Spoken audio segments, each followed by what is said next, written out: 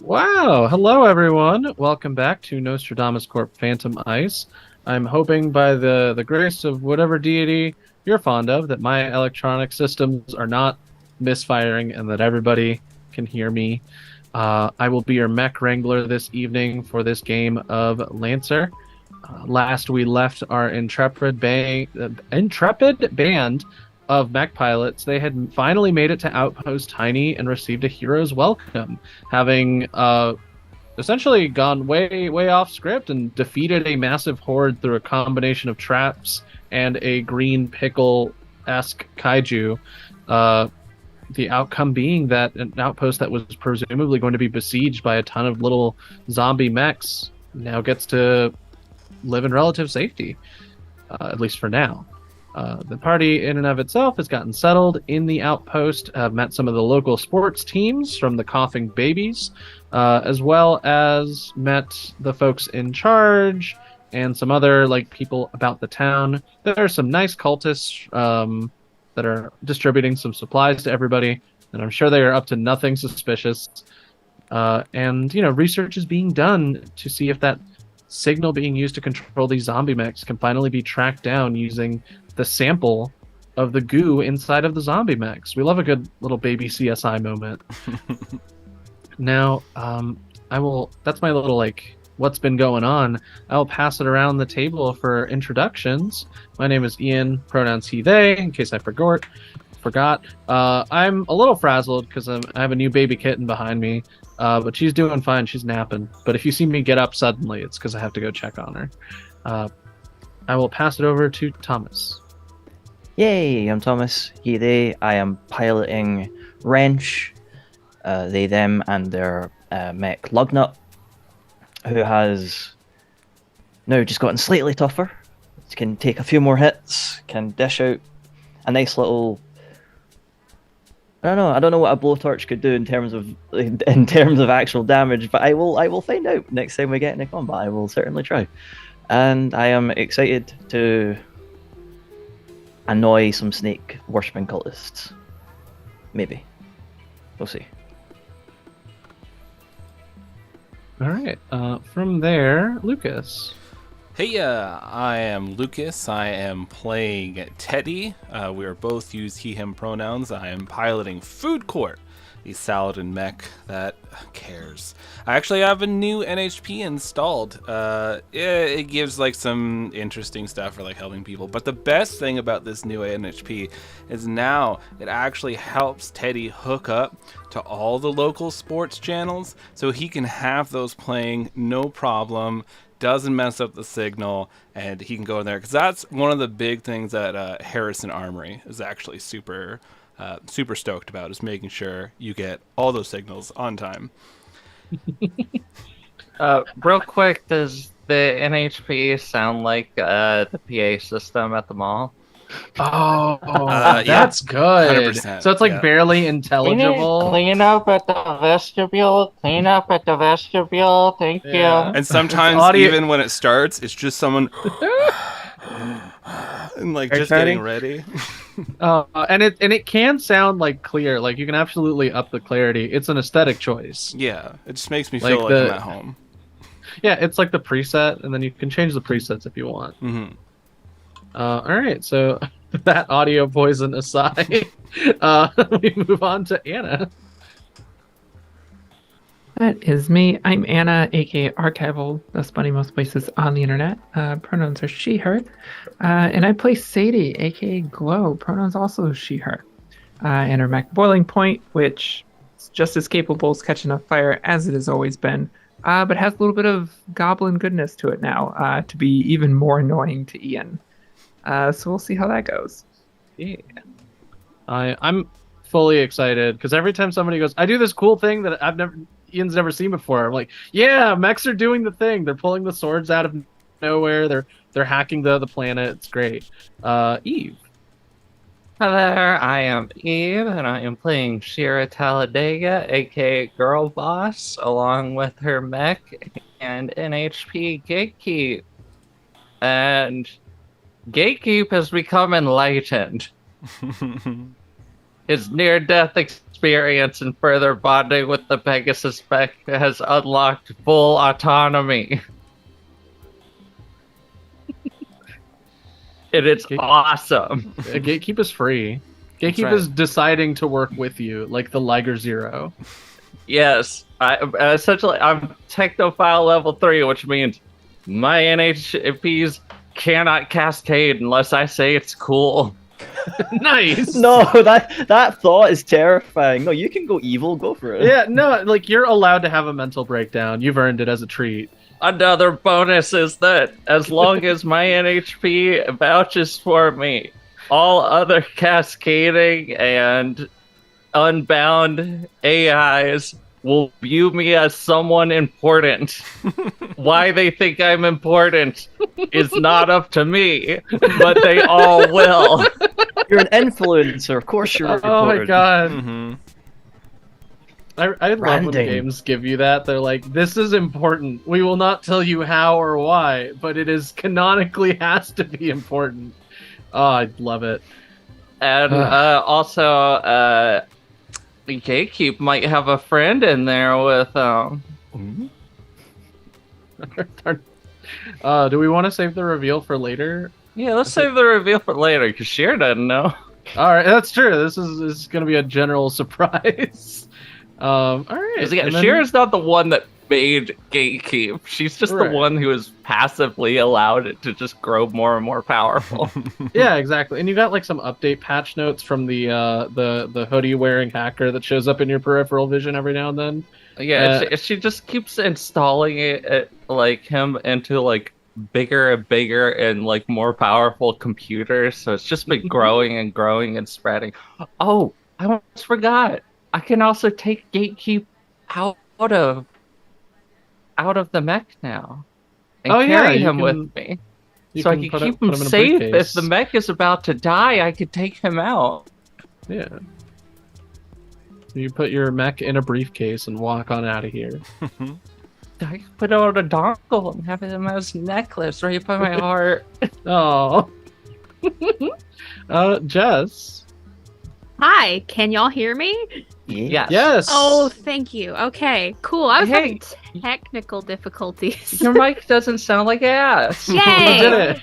But I do have to wear my gamer headphones.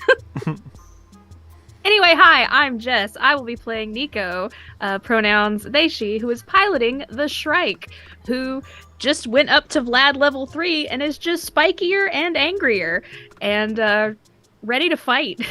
And I also took one perk for Go Faster. And that's about it. Everyone's really coming into their roles now, and it's really exciting to see, like, as you build your mech, you can definitely go all the way down one mech tree, or you can kind of switch it up and take bits and pieces, and 90% of the time it's going to be viable anyway. Like, the only thing you're really going to have a bad time with is if your HP is too low. But it's always fixable, especially in the level up screen. So I've given the small update as to what the party is up to. It's been a couple days since they've arrived, so their mechs are fully repaired and operational, giving everyone a little bit of time for some downtime activities, which Lancer has mechanical, like, actual things you can do for your downtime activities, but between all of those mechanical ones, we're going to have little vignettes and scenes, because I'm sure there's folks that have already thought about different ways in which they want to connect and set up some fun situations. So we'll get it started as the camera pans down. Actually, you know what? Let's do it. Let's do some fun cinematography.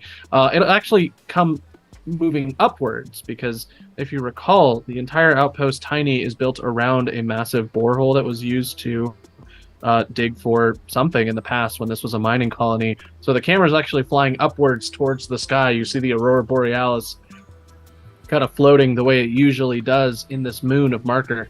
And when the camera finally emerges and up and out of the hole, turns downward, and you can see the entirety of the outpost. And as it does so, it zooms in on one of the, let's say one of the mech garages where stuff is being worked on. Who's in that mech garage and what are they up to? Yeah, I think Teddy is there at food court. The leg of food court is open, showing all the fishing supplies, hiking things, just the general stuff that Harrison includes with your mech whenever you order these kind. So he's sitting there explaining to people, oh yeah, no, there's these places in the mall. You take this here, you take your fishing rod, your tackle box, anything you like. You go fishing there. And I'm not, no jokes, not even kidding you once. There are actual fish swimming around in that pond. I remember there's time that, when people try to scoop out coins and whatnot in there. Oh, I must have seen at least 3 or 4 people just get swallowed by that darn fish. Right hole. Oh, but the fishing's good though. Yeah. Wait, you said they got swallowed whole? No, yeah, they're big, right? So you gotta have a good grip strength. Probably bring yourself a nice chair because you're gonna be sitting there for a bit. Just just be ready. Okay. I think I'm kind of understanding what you're putting down. How many of these areas did they have in this mall you speak of? Like with the giant fish? Well, it started out just as like little fountains there, right? And then they just kind of accidentally set up a little underwater system that they had going on about. But it was just kind of supposed to be more for these fountains to be connected. And then one of them there, NH What's he calls it, got a little creative and decided to set up a whole dang underwater river system in the mall. And so pretty much most open water areas, you're dealing with these fish. And there's, being in a mall, there's a fair amount. Right, and that's why you're not allowed to throw any coins in the... Okay. Not unless you get very specific permission, yeah. Well, I now know a lot more about the mall than I think I ever thought I would, and I will be sure to stay away from it during my travels. And you you see this like pilot kind of like puts on a rucksack and gets into an ace mech, and you see that they have like the stick with the little bindle of like stuff, and they get in and they look wistfully in the sky and go, no malls this time, and then they shoot off into space. Little placard pops up. I must return to my home planet. No malls. He died along the way. Yes. Oh man, unnamed ace pilot, really making it work today. He went to the Sky Mall. It's fine. Yeah, that's true. The mall in the sky, yeah. The one we all wish to get to. The Great Mall. I'm upset about that one. That one was good, and I'm upset about it. But yeah, welcome, Teddy. The pilot is gone. However, there are still some folks mingling here and abouts. Some of them are folks that you've met previously. Princess P, who appears to be like the lady in charge of this specific garage. If you recall, wearing like mostly pink with big goggles and like some frizzy blonde hair that kind of pokes out from under a cap. Yeah. Is currently directing some folks. Good. I think I'll go over to Princess P and I'll bring over some bubble tea. So like this tea in these bubbles that just kind of like floats along with you. And seeing you're doing all this here good work, I appreciates you. Thank you for that. I got a lot of that stuff coming. So there's this here. That's gonna sound a little weird. There's a sword that I brought in with an arm. Is it possible, even if it's just for decoration's sake, but if it's a little bit more, it'd be excellente. But if we could just put the sword on the back of that food court over there. Do you want to add it as like its own component system, or? I don't think I got enough slots technically if I'm looking at that there mech, but I would at least like the look of it. Interesting. Okay. She steps forward and gives food court a look up and down. Yeah, I can see what. Did you maybe pilot an Everest before? Oh yeah. Yeah. That kind of tracks. Everests are pretty open and like wide in their uses, so when it comes to a mech like yours now, it's a little bit more specialized, so it kind of loses the slots, so to speak. But and she takes out a little data pad and starts kind of fiddling around with it. Let's see if we can. I mean, we can see about adding it. Maybe a little personal touch or something.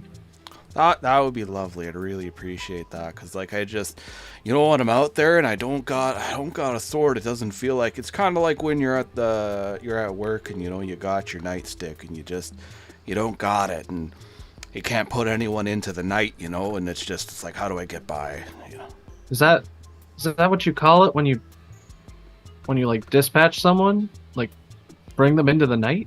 Well, there's the Nostradamus nightsticks that they came out with recently, that you could actually put someone in a temporary holding containment facility that's in sort of like a pocket space, and it's completely pitch black in there. So it's generally called putting them into the night. Yeah. Oh my god! Oh my god! That's why they call them nightsticks, actually. No, I had a cousin that got caught in one. I heard they got recalled because people kept losing fingers. Oh, my work's still using them. Oh, you should. I mean, you don't work for them anymore, right? Well, I mean, I could still go back at any time. There's like an open invitation, so I should probably let a few people know. She gives you this look of like, you pilot mechs for like, why would you go back to mall security? She stops and kind of shrugs and goes, we'll see what I can do. But since, you know, to take off the veneer of the game for a moment, this is out of character. For this, you can do a power at a cost roll. Ooh. Where essentially you're trying to get your hands on something, and I kind of teased it with the language I used, but what I'm thinking this will be is a personal touch. So this will give you a free custom paint job for your next mission, and then you can also spend this reserve to gain +1 accuracy on all your skill checks and saves during a combat of your choice. So that's taking out the sword. I like it. Okay. Because it makes you feel so cool and strong that like it actually makes your mech strong. I'm the tank commander with his sword. Like, bring the tank closer so I can hit it. Exactly. So, but like normally it works just like custom paint job would, which is like when you would take a structure, you might just scratch the paint instead, that sort of thing. Okay. But you would be rolling power at a cost. So, this is not a very outlandish request. And you don't even have to roll for these for this downtime. So, I get to pick two things or one, because this is pretty minor. I will pick one thing that will be the cost for this fun power. Okay. But for now, you can add, and I'll copy paste it and send it your way. It's essentially personal touch reserve. Nice. And yeah, Princess P gets to work. Essentially fashioning and like laser cutting this really fancy scabbard with like an energy sword kind of tucked inside. And she shows you the basically, I don't know, whatever the future version of the AutoCAD images are, and goes like, yeah, it's sort of gonna look like this. Yeah, did you want to add like a logo or some kind of like, this is my signifier on the scabbard? Or oh yeah, my daughter drew something here, you put that on there, and it's like one of those like kid drawings of a lion. Looks really crazy mane on it and everything. Yeah, I slap that on there, I'll take a picture and send it back home. Oh, you know what, I think I got just the thing. And she grabs some like putty almost that like when you apply intense heat to it, becomes essentially as strong as any of the other metals and materials used on a mech, and starts to mold a 3D like bas relief of your daughter's drawing. Love that. Oh, it's just perfect. Thank you so much. Of course. No, I don't get to work on like, I don't know, usually it's like fixing trucks and stuff. I don't get to work on as many fun requests. This is a fun request. I like the things. I don't think enough people try to put swords on things these days.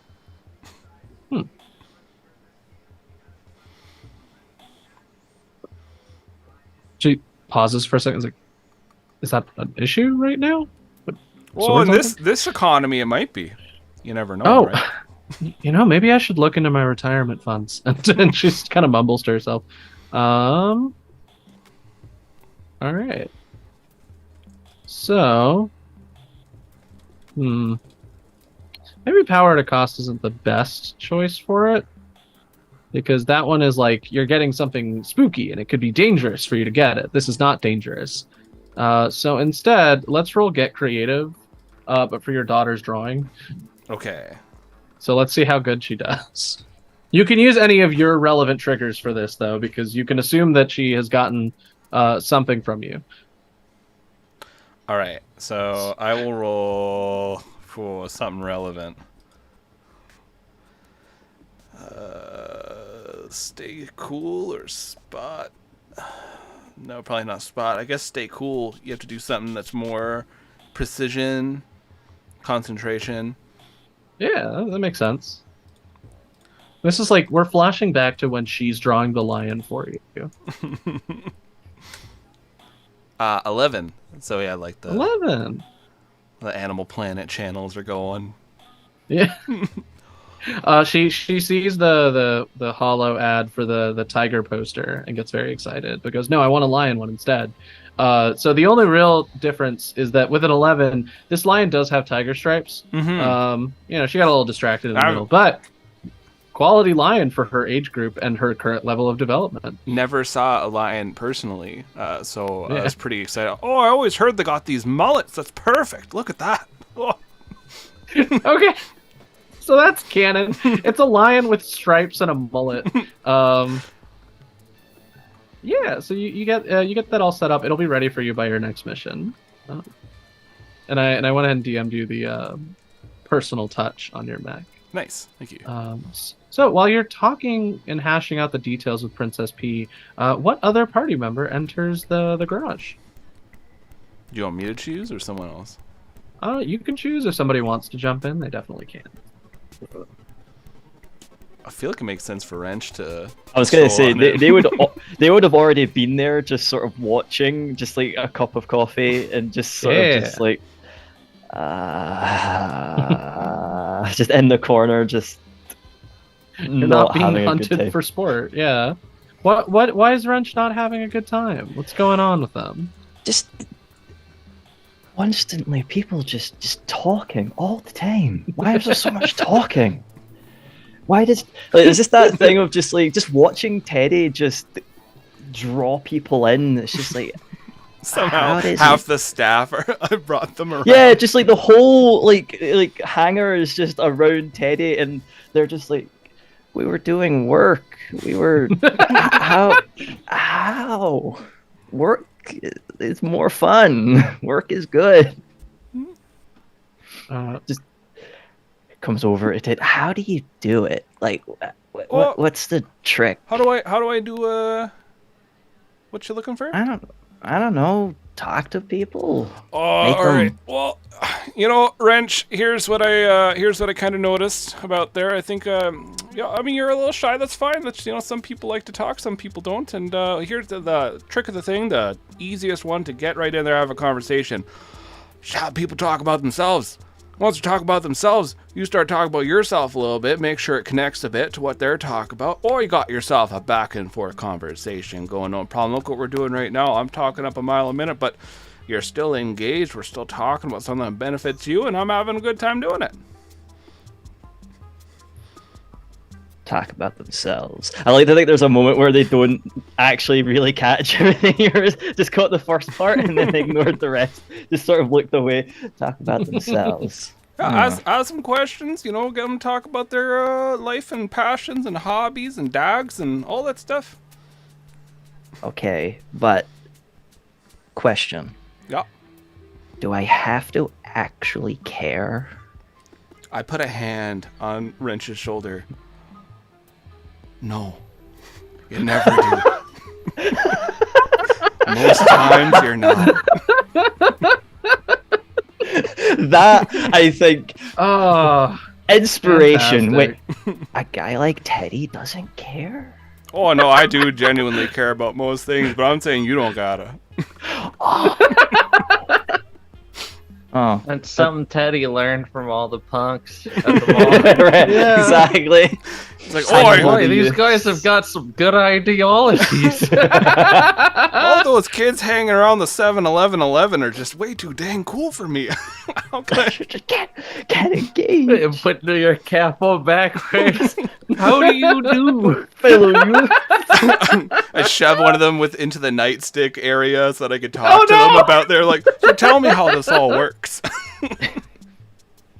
Tell me how it feels to be trapped in an endless dark void. Teddy's please. terrified of the prospects of his daughter being a teenager and not wanting to talk to him or think he's cool. So he's like, I gotta crack the code. There must be that moment of looking at Wrench or just be like, if I figure them out, maybe. That's right. Just like, I can do this. Sitting there trying to listen to nuclear thrash pop in order to like try to force yourself to like it, and it's just Wincing right every off moment. Yeah. Just like, man. it's so good. So it's about I rising gotta- up? No, it's about rising against, but going with the flow, but hating it. Oh, right. Okay.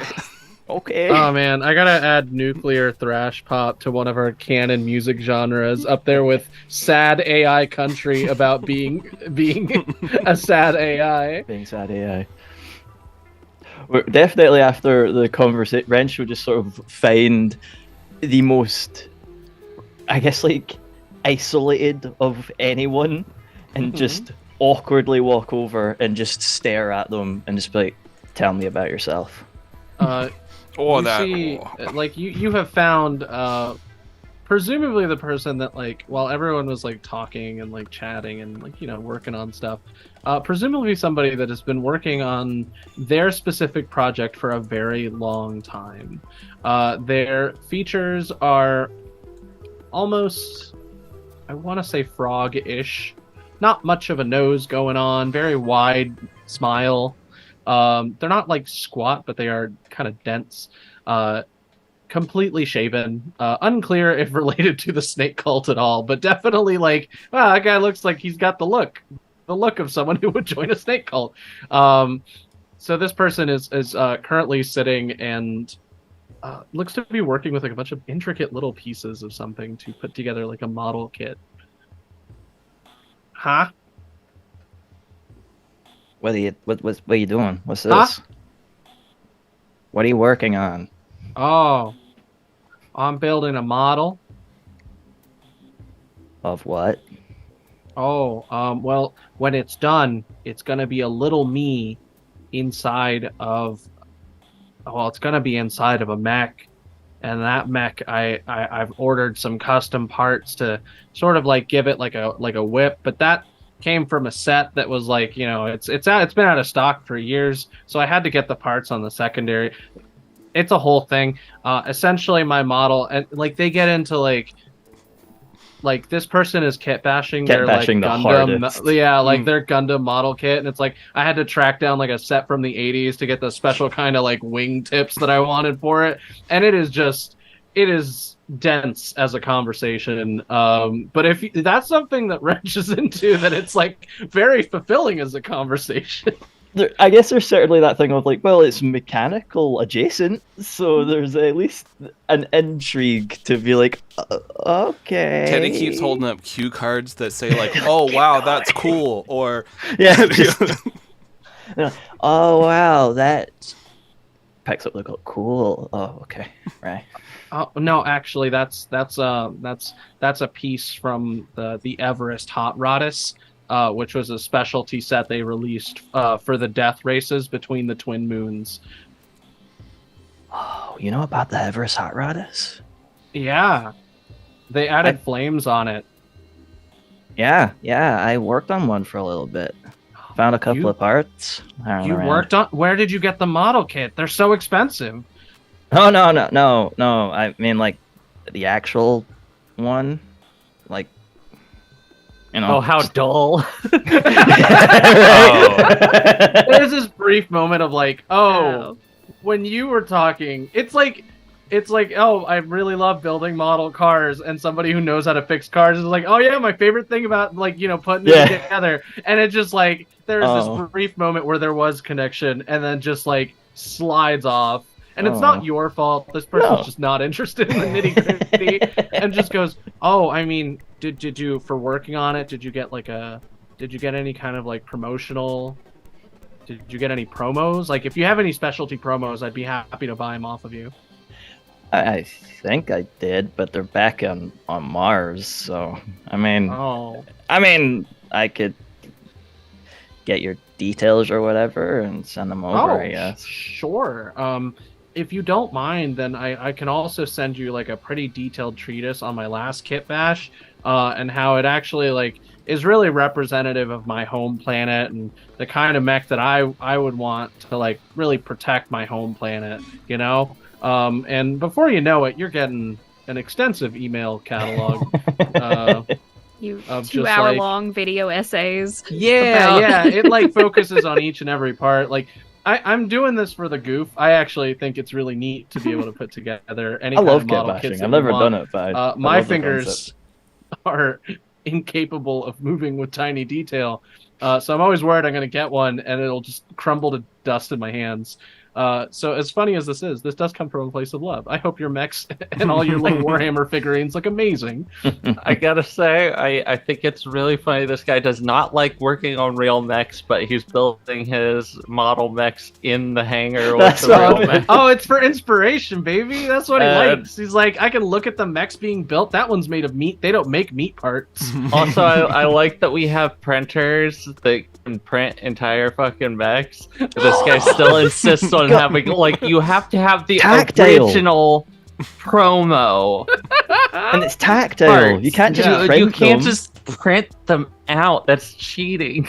I'm of the firm, and this might be just my brain, but I'm on the firm belief that even in a post-scarcity society, people who are big into a specific niche thing will invent the scarcity so they can look cool. mhm. Oh yeah, Oh, no, yeah. it's straight up. It's NFT shit. That just be making NFTs. Like, no, you have to have the certificate, otherwise it doesn't Oh. count. This is it's handmade fantastic. by machines in a factory. It's not just printed. Just print it out of Also, so this guy with his mech, when Wrench walked over, it looked like it was the size of the other mechs, but it was a perspective trick. It's like Lord of the He was Rings. just holding it up. It was like, Oh, that Aw. looks like a really large mech, and then you get Wow. things like handheld. Yeah. So you actually get some really cool, like, interestingly enough, like in-depth like diorama battle scenes that like could be helpful for like tactical practice later if you upload them. I would keep them around at least, you know. Yeah. Just don't delete them just yet. It'd be nice. Yeah. What's your new friend's name? What? Yeah, of course. Well, this person's name What's your name? is Frig Banjo. That's Nice. FRIG Banjo, as in Kazooie. If that. Well, I'm Wrench, but I mean, well, I'm actually Spinel, but Oh. most people call me Wrench. Oh, cool. So you have a rock name and a tool name, and you prefer the tool name. That was meaner than I meant it to sound. I don't think you're a tool. No, that's. I've encountered this exact person so many times in my life at cons. Tools are cool. I have a model of some tools here. Model And tool. well, I really dug deep into this person I already know who exists. I really figured this one out. Acting exercise over here. I actually have a crew chief mechanic figure back in my apartment. Don't do this. Don't ruin Freg. I don't want me have dioramas of Princess P and everyone else. doing No, things no, in the no, mech. no. I need to like. Yeah, lay no, he's down not the making law. friend fiction. This is a generic crew chief. Yeah, no, this is Frigg is not a creep. I need this to be like ensnared. Like this is just a guy who's like a person who's really into this thing and is not weird in like outside context. They're just really interested in this thing. Yeah. Like I need the world to know. He's one of those guys where you kind of look at him and you're like, I bet that guy's real weird. Yeah, but like He's not in not a, that not in a weird. malicious Nah. way, just in a like, oh, this is a hyper interest way. He likes what he likes. Yeah, Exactly.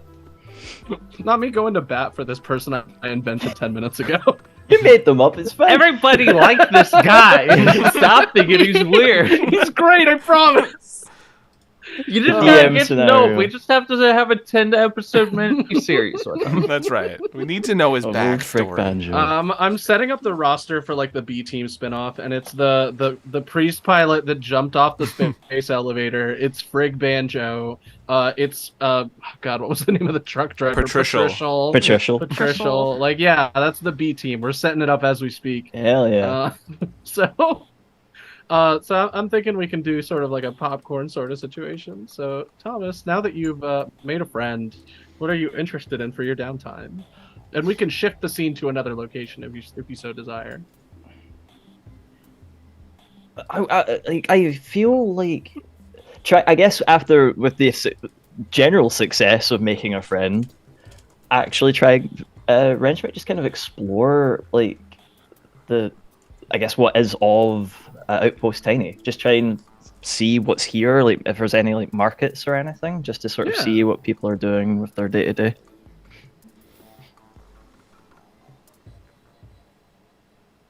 Sorry, Any continuing to interesting... go to bat for Frigg in the chat.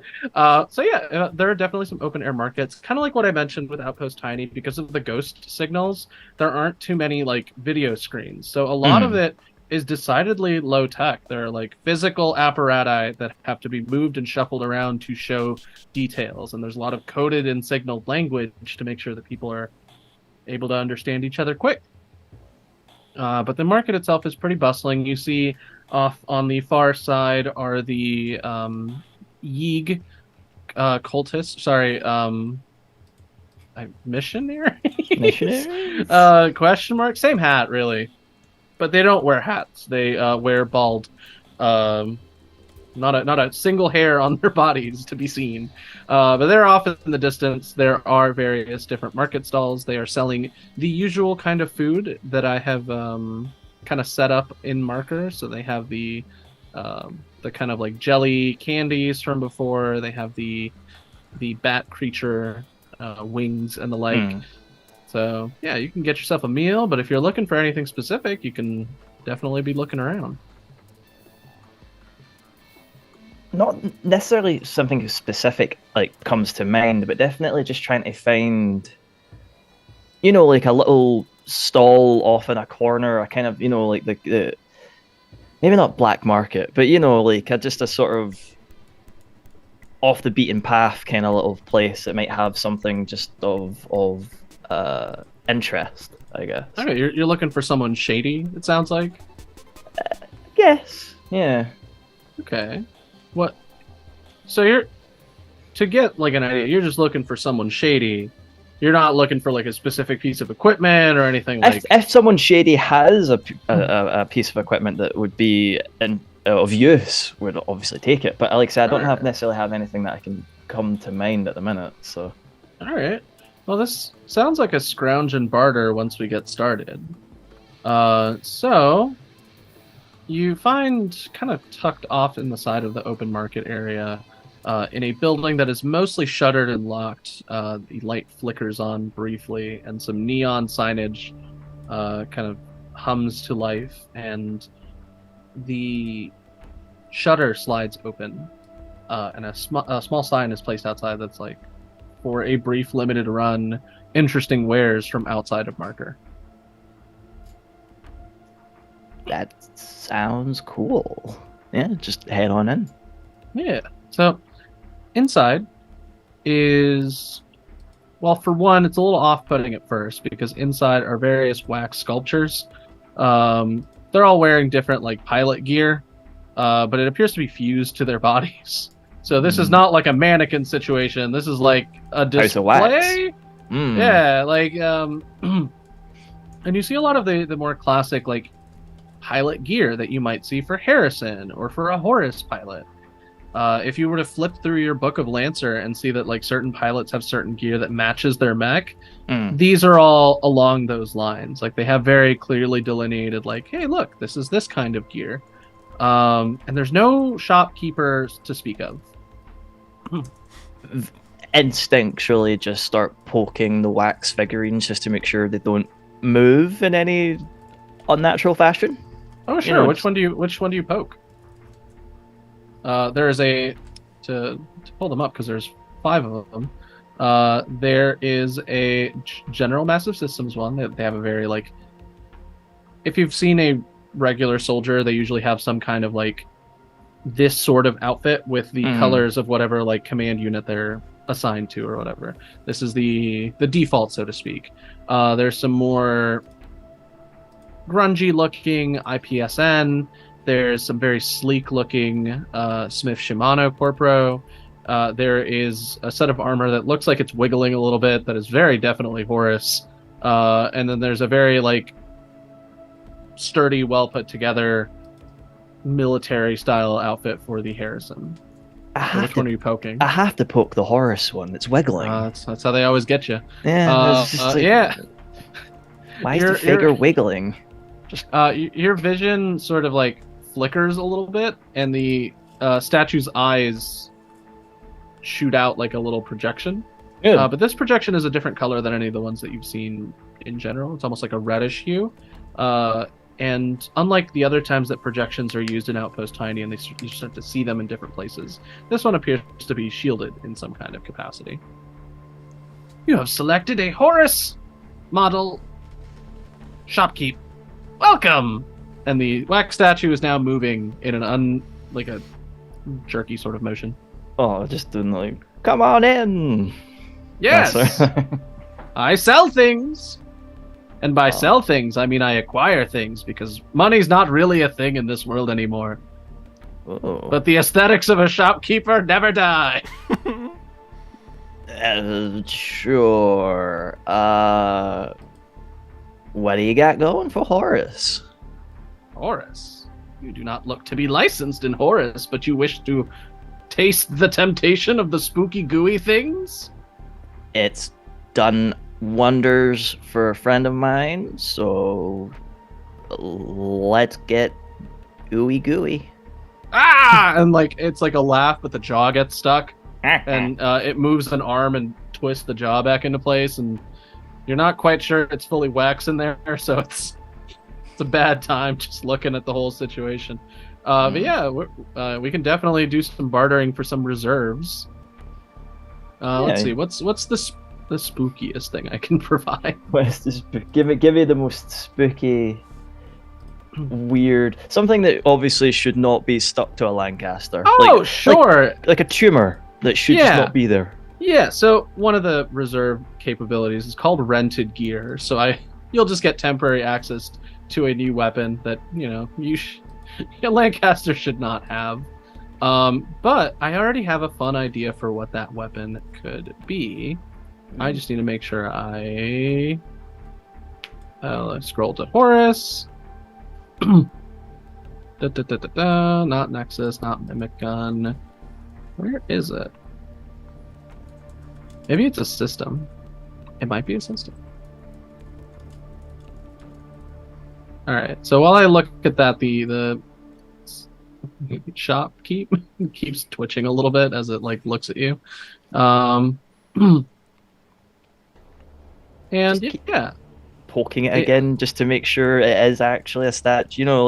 Maybe tug at the cheek a little bit, just like, does this hurt? Or like, because you look like you're in pain. Huh? Pain? No, this is for the look. Slap it. You slap it? Yeah, just really hard. It feels wet. Ew. That's just the armor. Ew. Okay. So, you are shown the blueprints to what look to be a large set of jaws, made of like a reddish orange meat that, for some reason, matches the color of your mech. Cool. What does that do? This is a forge clamp. Oh. You can activate it and clamp onto something. You become immobilized, but you cannot be knocked back or put prone. And then if the thing that you are clamped onto is destroyed, or you release it, you let go. So if you ever really wanted to hold on to something or someone, you can use this tech from a kobold mech You just have to do some, a teensy favor. Oh, what kind of favor? Ah! And the head starts to slowly melt a little bit from like some excess heat. Well, give me 1 second. And one of the other wax sculptures pulls out inexplicably a fire extinguisher and just and the face sort of resets itself. Ah, there we go. So you're gonna roll for scrounge and barter. Yeah. So let's see. You can use a relevant thing if you would like, but essentially you will get the clamps, the forge clamps, which, as far as I know, you quick action, you activate it, and then you're stuck to that thing. There's nothing that can really dislodge you. The funny thing is, my original goal for Lugnut's design was to kind of resemble a dog. So the fact that you want to give me giant teeth to stick on the front of it kind of brings that back around. Because I listened with my ears. So yeah, you can get teeth. This is you can't clip onto mechs, but you can clamp onto objects or pieces of terrain. I mean, that's a great combo with my blowtorch. So yeah.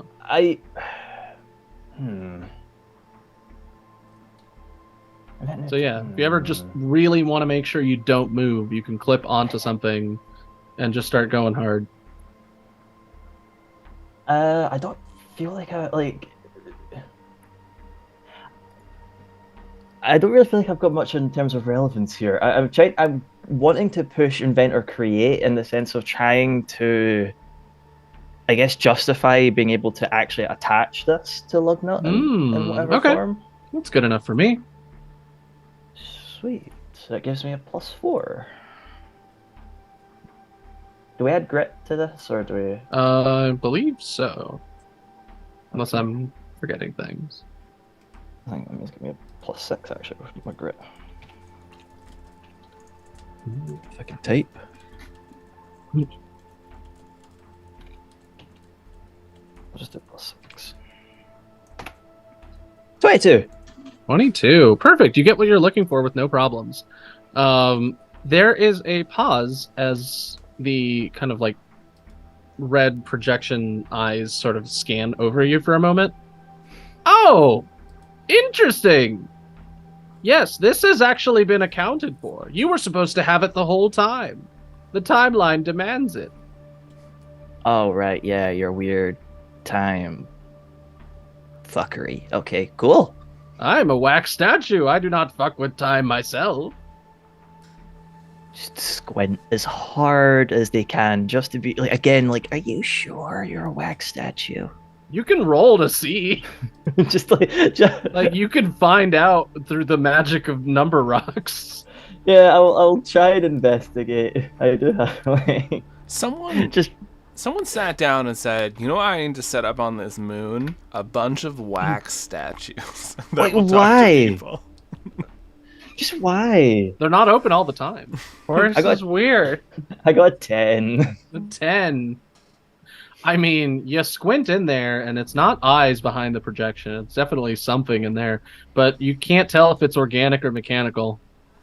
As far as you can tell, it's almost like, you know, when Han Solo gets like dipped in the thing that turns him into a domino or whatever.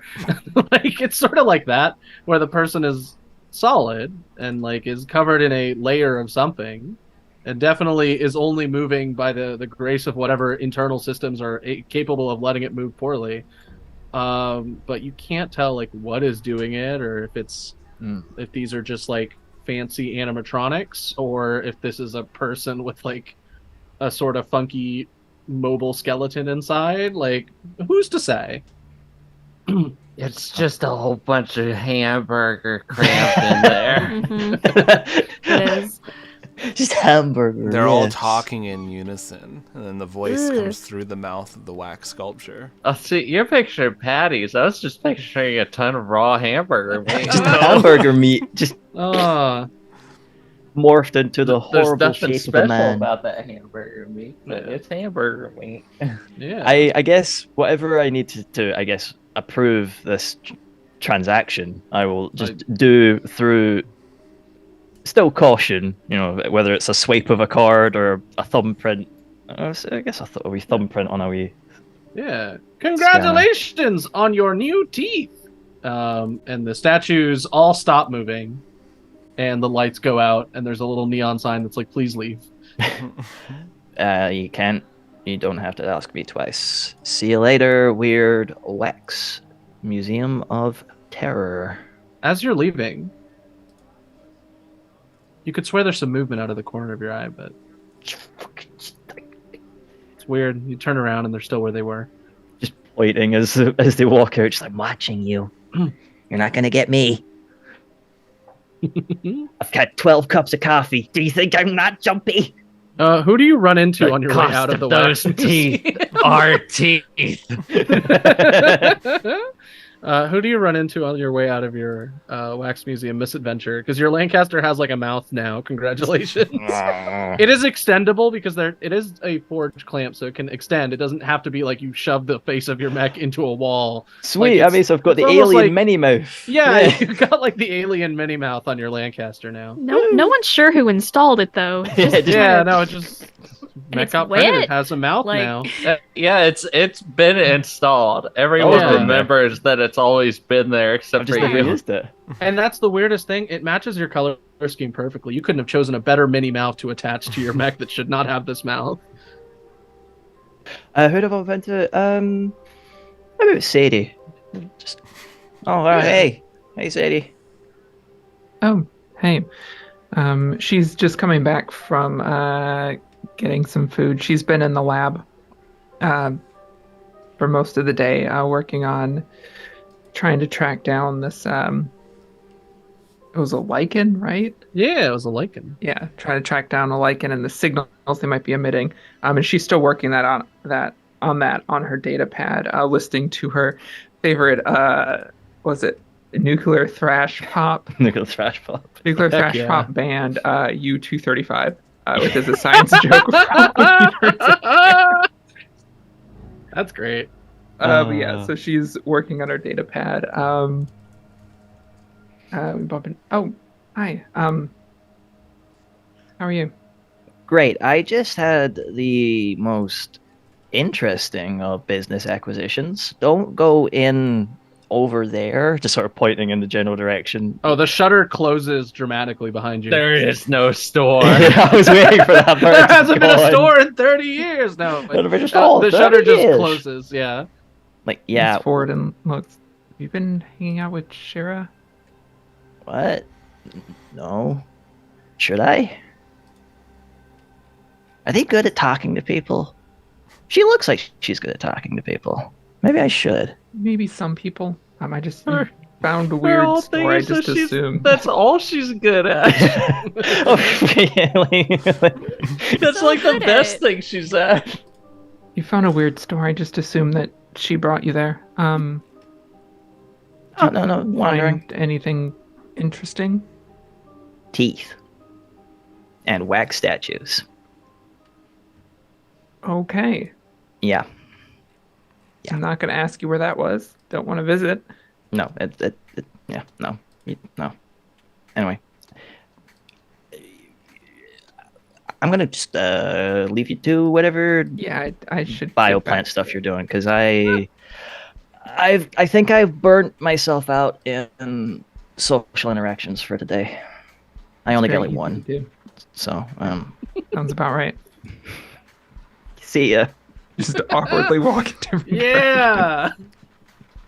You walk in the same direction because you're both going to the Oh, hangar. where are you going that way? I'm heading back to the lab. Wow. I mean, small world, right? Oh my god. Delightful. Yeah.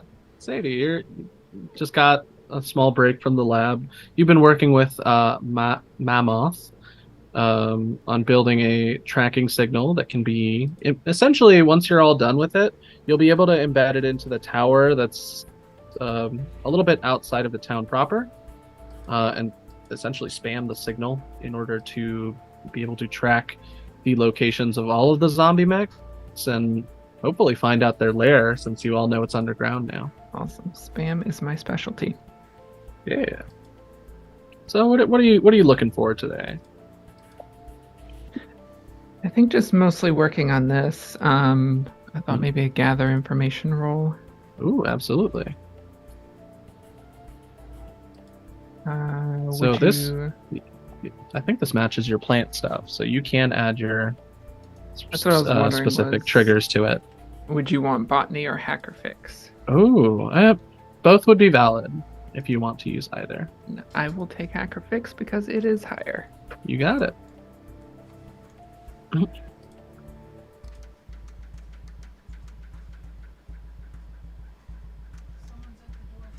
That is a 12.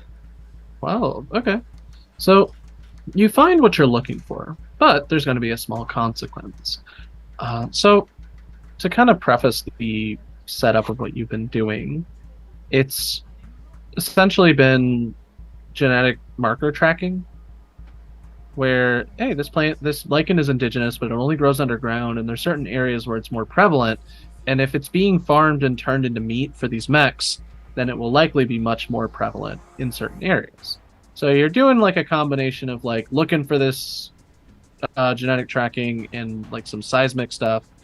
So you are kind of bouncing between different science teams, so to speak, to get something that can both like send the signal underground, have it look for the thing, send the correct signal back.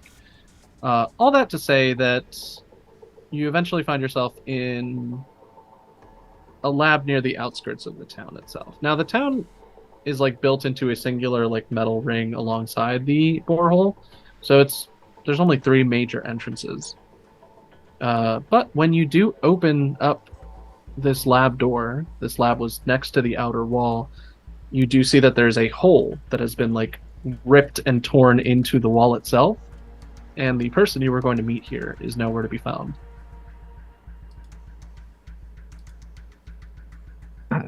I think she just stands in the doorway looking around. It looks like something was ripped. Does the wall look like it was pierced and ripped from the outside or from the inside going out?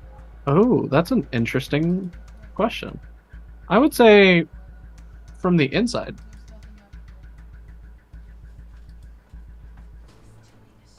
That's odd. I'll walk over to the hole. Do I see tracks or anybody out there? So the hole itself, most of the space is climate controlled, so this room is much colder because of the hole itself into the outer parts of the moon. But you move through the layers of essentially insulation and metal and plastic and nanofibers and stuff, all ripped through almost with a combination of heat and metal hands. And you recall that Mammoth had messaged you about this scientist because Mammoth had just sent the plan about how this is going to work and like what's currently being built in the outpost to this one of the seismologists here that was pretty good at predicting like glacier earthquakes. But they are not here, and it looks Hello? like something tore its way out. Anybody here? It's not too windy or snowy outside, but you don't get a response.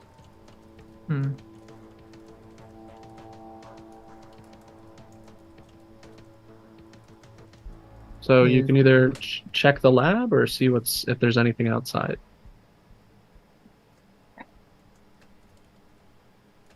If I don't see anything outside, I'll check the lab first. Okay. See if the tech equipment is still in one piece, because if it is, I can probably handle this. So it looks to have been a rush job. Somebody did try to sabotage the seismic equipment. And for the most part, it was well done, but had to be done very, very quickly. So there are still files that you could essentially salvage and take back.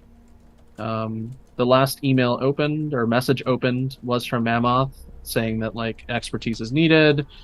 Given this, if we are successful, we'll be able to stop whatever it is creating these zombie mechs, or at least know where they are so we can deliver a decisive blow.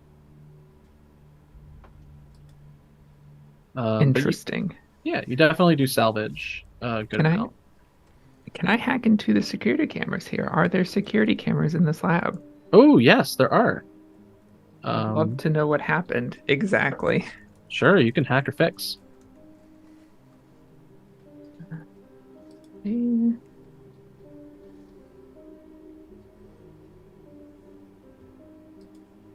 18. So, perfectly good roll, very serviceable. It looks like someone alongside of what they attempted to do with the seismic files on how to run the programs did try to delete this, but did a much less effective job than with the seismic files. So you are able to restore a good amount of the footage. Now, it's a little degraded, so it's kind of been repixelated piece by piece. But you essentially do see a scientist, kind of masculine looking form and shape, longish hair down to the sort of the shoulders, with lab coat on, and they're viewing through things on their essentially their data pad, and they get a little ping, and they look at the email. You see them reading through it, and he looks up at the camera, and his arm extends much further than a person's arm should, and then almost like plugs into the camera, and then you get a lot of static, and then once it cuts back in, you can see that everything has kind of been rummaged, and there is one of those pod mechs, like the little tiny ones.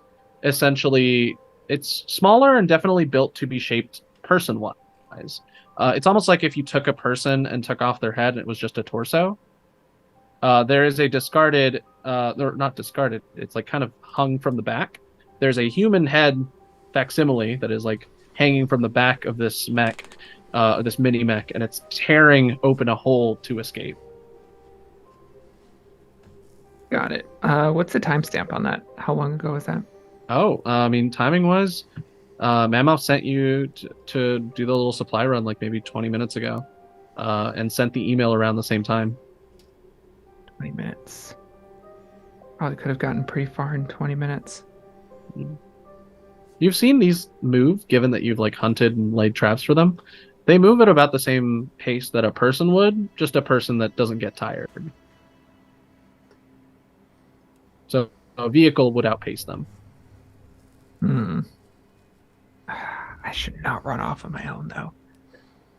Or You can run into somebody if Do you'd like. I'm going to pull that video footage off onto my data pad and send it out to the group. Just with the message, we have a problem. Uh-oh. Everyone does receive that message. what the heck is that? Our scientist contact, apparently, was a plant.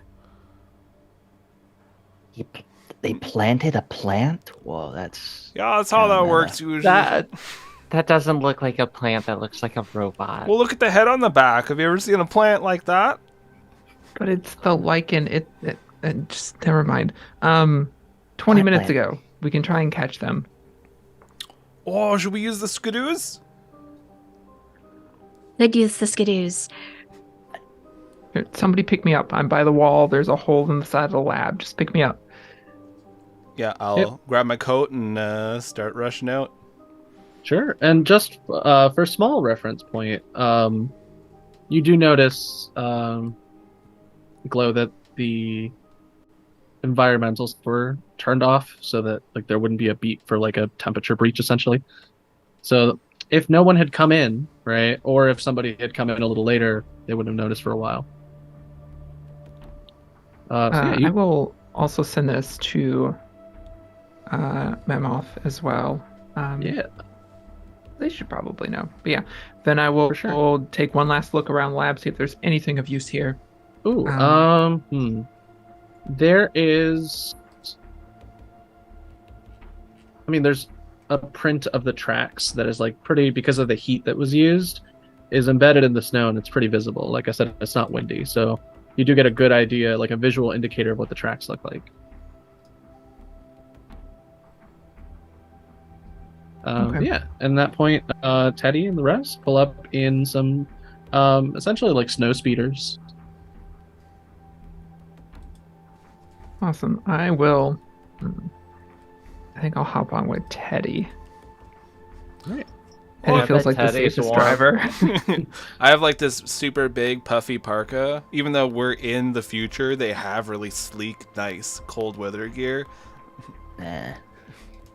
Bad the parka. I think Yeah. Cher originally hopped on to be a driver on one, but she kept doing that like gear shifting, grinding it because this doesn't make any sense. How do I make it go forward? Wait, could you just plug gatekeep into the speeder to? She doesn't know about that yet. Oh yeah. We'll We're get there chased after soon. little robots instead of introducing her to new improved gatekeep. Yeah, we'll get there soon. We got more exciting things to do, I guess. This is not going to be like an extended chase. Like, given the time and the direction, and that you have a track to follow, one of you can roll a d20, and y'all can add I'll say +6 to it, because Glow is very thorough in finding out all the info that would be helpful in this space.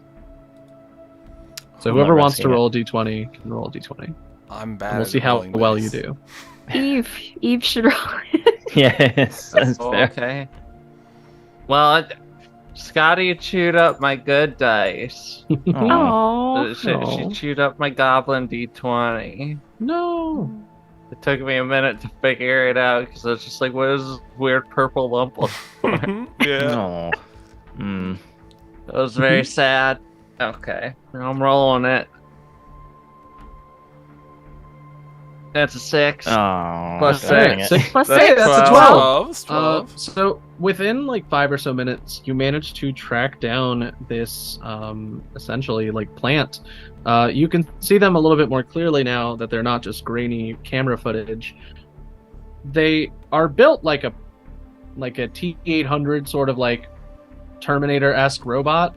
No head though. It's just a torso with like some optical nerves like in the center, and you see hanging from the back almost like a cape flowing in like the breeze as it's like moving at a pretty solid clip is just all of the skin and the head that have just been like pushed to the back because it's not necessary right now. I lean Are the in. arms tied around the waist like a flannel? Those are on the neck. No, they're just no they're neck. just moving behind it. There's no neck. Yeah. Overcomes to Teddy. Take it out at the legs. Okay, here we go. I'll just Yeah. speed No, up. it's not hard to do this at all. Yeah, you manage to basically sideswipe the legs off of it, and it crumples to the ground. And you can see it's like landed on its back, and it's trying to like right itself. And the optical nerves in the center of the chest, it almost looks like, you know, those things that they put on your face at the optometrists to like test all the different lenses. It looks like that in the center of the chest, and you see a bunch of different ones zooming in and out all at once, and all of them kind of focus on all of you.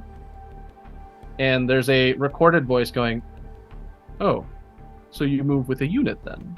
And this is directed at you, Shira. It's Snakebutt! Oh, hello there, Snakebutt. Hi. See, I said hi. Oh, you're getting there.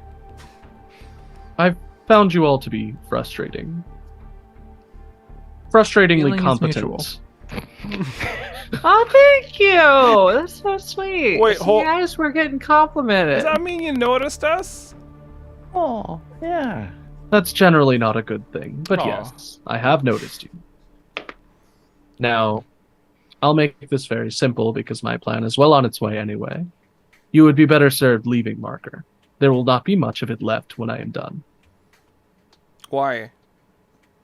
I intend to use the majority of the water vapor from my exit to fuel my ship for a considerable amount of time. Why? Yeah, but why? There's a brief pause. I had assumed some level of intelligence when discussing with you all, given your surprising finesse. I can see now that I was mistaken. Teddy is dying inside. He wants to say why again, just to antagonize, Why? but he's like, There's a Why? pause. There's a pause, Why? and like you can see the optical nerves and the recording just go. You want to say why again, don't you? it would be real funny, you know? Oh, I'm afraid humor was not something that I learned until much later. So basically, you want to use all the water because you want to head out and move somewhere else? Can't you just, like, take a ship? With the amount of things I'm taking, I need all the fuel I can get. Well, you ever thought about getting movers? Yes. You would call... I suppose they would be like a finger to you all. You would call the extensions of my body to be fingers. Many fingers. I think that you should like focus on if these things that you need to bring will bring you joy. Yeah, see, I think what you're doing right now, it sounds like you're trying to get out of a situation, and we don't know that situation, and maybe you can try to, talk to us. Let's, what's going on? This sounds like it'd be stressful. While my team is rambling on with this thing, can I try and Distracting. triangulate where the signal is coming from that controlling absolutely. this with? Absolutely. I am standing out of its view range, and I do have my very big wrench, and I am eyeing Sadie. Ready? I'm like, give me the word. I see under my pilot gear I have a handheld printer. Finger up while she's... Alright. So wait, what'd you roll? Sorry? I haven't rolled yet. I can roll right now. Hacker fix, I'm assuming. Yeah, for sure. Sadie has a finger up towards Nico, like, not yet. That's right, Sadie. There's only one robot. 12. 12. You do manage to track, and because you rolled above the threshold I set, you notice that this thing is essentially being remote piloted with a lot more direct degree of control.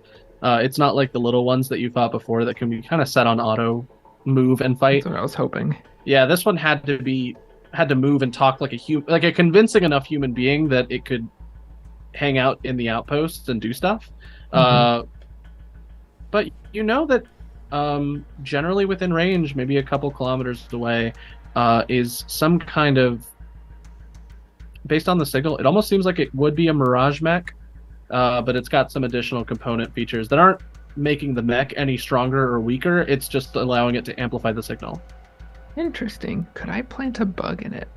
I want to know where this thing goes. Sure. Go ahead and roll me another hacker fix. The rest of y'all, as you talk about, like, this is so stressful. Like, why don't you tell us what's going on? They wait for like just the smallest pause in your rambling, and the recording kind of crackles again and goes, I have been prisoner on Marker for a solid, enough years that it's starting to get interesting up in here. So I intend to leave soon. And finally, there are enough intelligent creatures on Marker that I can steal their parts and do what I need to do. And I'm telling you this because I do not assume your survival. I assume your fiery demise. Why do you have to steal parts? Why don't you just make some more? There are certain components that are beyond my reach. Oh, it's like that Frigg guy.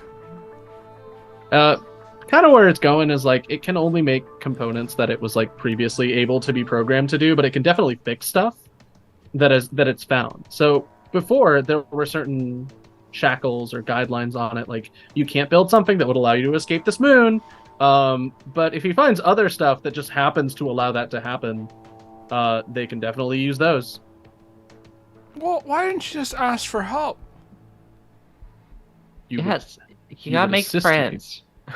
You would assist me in destroying Marker to escape. Well, maybe there's a way to not destroy Marker. See, that's what I'm saying. You sat there for Lord knows how long thinking about, I gotta get off this here moon. And you're just like, I'm just gonna use this way to get off. You didn't even think about, maybe someone else has a better way of shipping all the stuff from my apartment. I have a query for you. Do you ever get to the point? I've gotten to the point 3 more times than you have, so... What is it? Teddy, what? Is What does that that an even mean? implication? If you can Teddy has picture what? Snakebutt kids? in the cave, Snakebutt is just turning the volume on. Just turning the volume for you specifically down. What did you roll, Anna? 21. Oh Damn. yeah, that mirage is bugged for sure. I'll just look at Nico then and just give a nod. Well, Mr. Snakebutt, it was a pleasure talking to you again. No, it wasn't. And I more aggressively than you would expect from someone of Nico's frame. I'd smash him. Oh yeah. Nico, that was so rude. I'm still hitting him. This is why he doesn't ask for help. Well, We were trying to help that guy. no, Um, I wasn't. And this is to Sadie. I'm like, did they miss the part where he wants to kill everyone on marker? I think That's they did. because he doesn't see any other options. It happens. No, I think it's because he's an amoral snake mech. I killed people when I lost the options. Unshackled. Sometimes you just have to do things. Unshackled NHPs are far more intelligent than we are to a scary degree. Mhm. He That's knows an the options. NHP. He I love chose this one. NHPs. Oh my god, I didn't even know.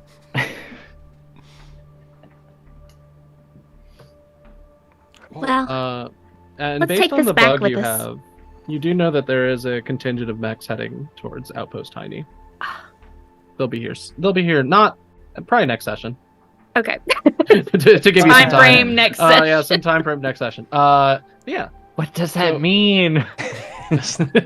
So, but all that being said, Glow, you do retrieve enough of the seismology data that you're able to get it working, like the program in and of itself. Like you send it Mammoth's way, and Mammoth kind of nods and goes, "Okay.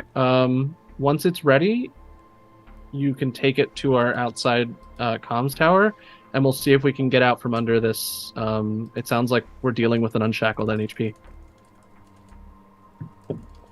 So." Congratulations on your gather information. You gathered a lot of extra information. So as you return back to the like main hangar and park your snow speeders, Shira, and we'll do the Shira scene because I want to get that done for sure, and then we'll do a Nico and Glow scene that was previously discussed, and then we'll touch on everybody hopefully. So, Shira, when you get back and you park your speeder and everything, you do receive like a little like on your heads-up display, like a little like message. Oh yeah, no, she's just like does like the wink thing at it to send it to her little comm because she prefers doing that stuff on a comm. Yeah. You hear a voice, and it's not a fan, it's your Mac. Gatekeep! How are you? And if you'd like, I can voice Gatekeep it to make this flow a little better. Oh yeah, sure. All right. So yeah, Gatekeep. I'm informing you of new developments. Oh my god. Did they finish? Are you done? Can I see? And the actual like Pegasus mech itself kind of like tromps outward, looking very sleek and upgraded in and of itself. More to the point, I have evolved. I am more capable and much more connected to your thought patterns. We will make a more deadly unit in combat. My god, that is so amazing. Look at you, you're so handsome right now. She runs up, gives him a big hug. There is a pause, and Gatekeep brings up one of the hands that it uses to, like, creepy crawl around, and puts it around your shoulders warmly. And for the first time ever, Gatekeep has hugged you back. Shira's melting. She's melting right now. I understand. It's so great. I understand this means to connect and share affection You are an important facet of my life, as I have become and reached this point through your intervention. Oh, Gatekeep, I could have never gotten anywhere without you. You taught me to read. You helped me set up my own stream. You read all the contracts. You're the best. Seriously, I love you, Gatekeep. You're awesome. I was so scared when you were hurt. Every time. It breaks my heart. Yes, I felt that fear. It was distressing. Oh my god, look at you with your big boy feelings. I have one further update. It appears we have a new NHP set up within our systems, unrelated to my current state of affairs. Is it nice? It is effective at what it does, and it sends you the list and specs of what the Sisyphus does. No, it just she has no idea what she's looking at. And she just goes, and nods.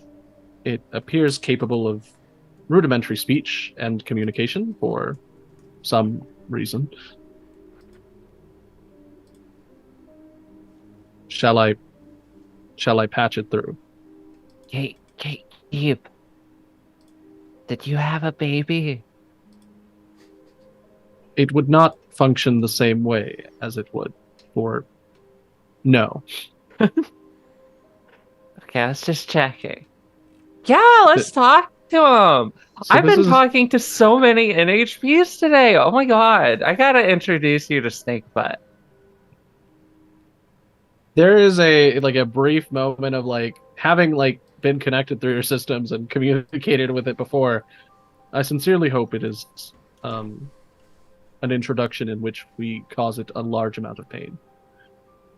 If need be, but I think if he talks to you, he'll understand, hey, we can chill out and just all be buds.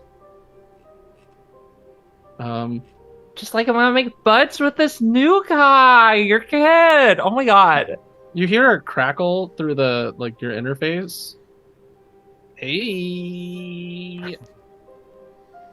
Hi. Oh, I knew you were gonna say hi. That's awesome. Oh my god. This is awesome. Hello, I know. I'm Shira. Hi.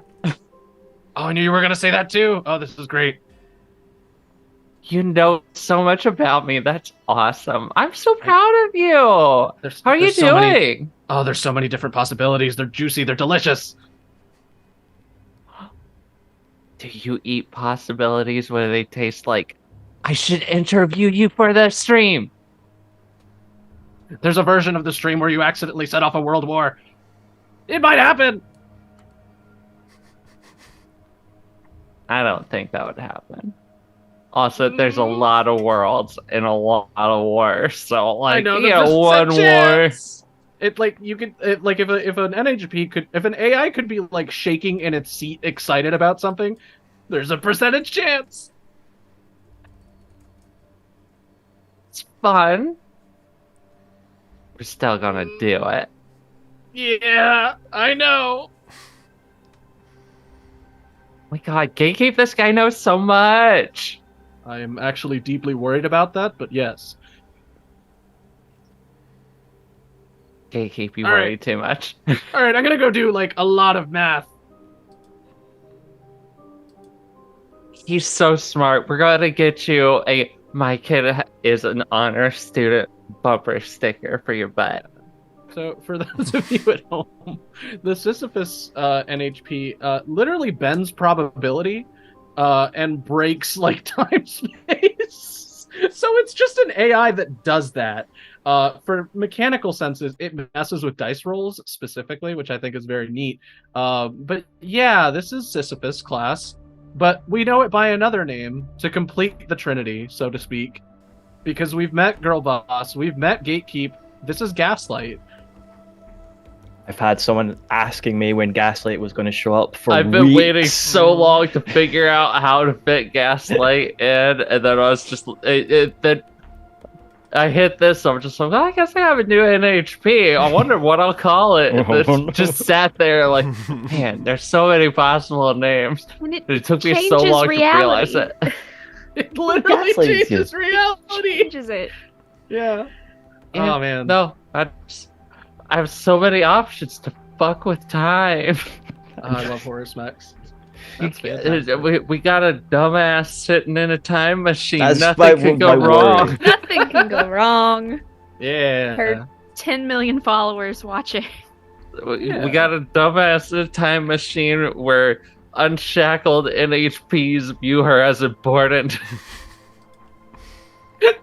She is the center of the universe. the Lancer's center of so time good. itself. Lancer is so good. You all like this was emergent storytelling and it still worked out perfectly. Lancer is so good.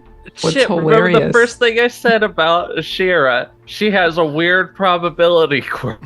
It wrote itself. I'm deeply impressed because that was before you even looked at the stuff for the game. Yeah, no, I was not sure which mech I was going to go with. Oh, What's fantastic. hilarious is deep dive into Lancer lore. The god is an NHP that unshackled itself and became a deity before leaving reality or something. I forget how it ends exactly. But yeah, so even God would take Shira's name. God, like, I'm Time such a big doesn't fan. matter to NHPs, right? So they can just go back in time and be God. So yeah, Lancer's cool as hell. Y'all read the book. Lancer. Support the release. But yeah, you as you know, you like Oh You shit, that enter means into Shira's this new- definitely going to heaven. Yeah. yeah. As you enter into this new like the Predator handshake style like combo setup with you, Gatekeep and Gaslight, we pivot now to. Oh, real the quick, living quarters. Shira Oh, has no idea. She's never heard the phrase "Gaslight Gatekeep Girl Boss" 100%. ever. No idea that that's a thing. No, It's just all purely, like, coincidence. yeah, it's G names, right? Like it fits so well. Yeah, G names that's with like close. yeah. So with that in mind, we will pan over to the living quarters, where Glow and Nico are meeting up outside where some snake cultists happen to be residing as they get ready for the evening. I think after we got back, because I knew Glow had to look over that mech and check some things. I was like, hey, I messaged you and it was like, hey, I need to meet you.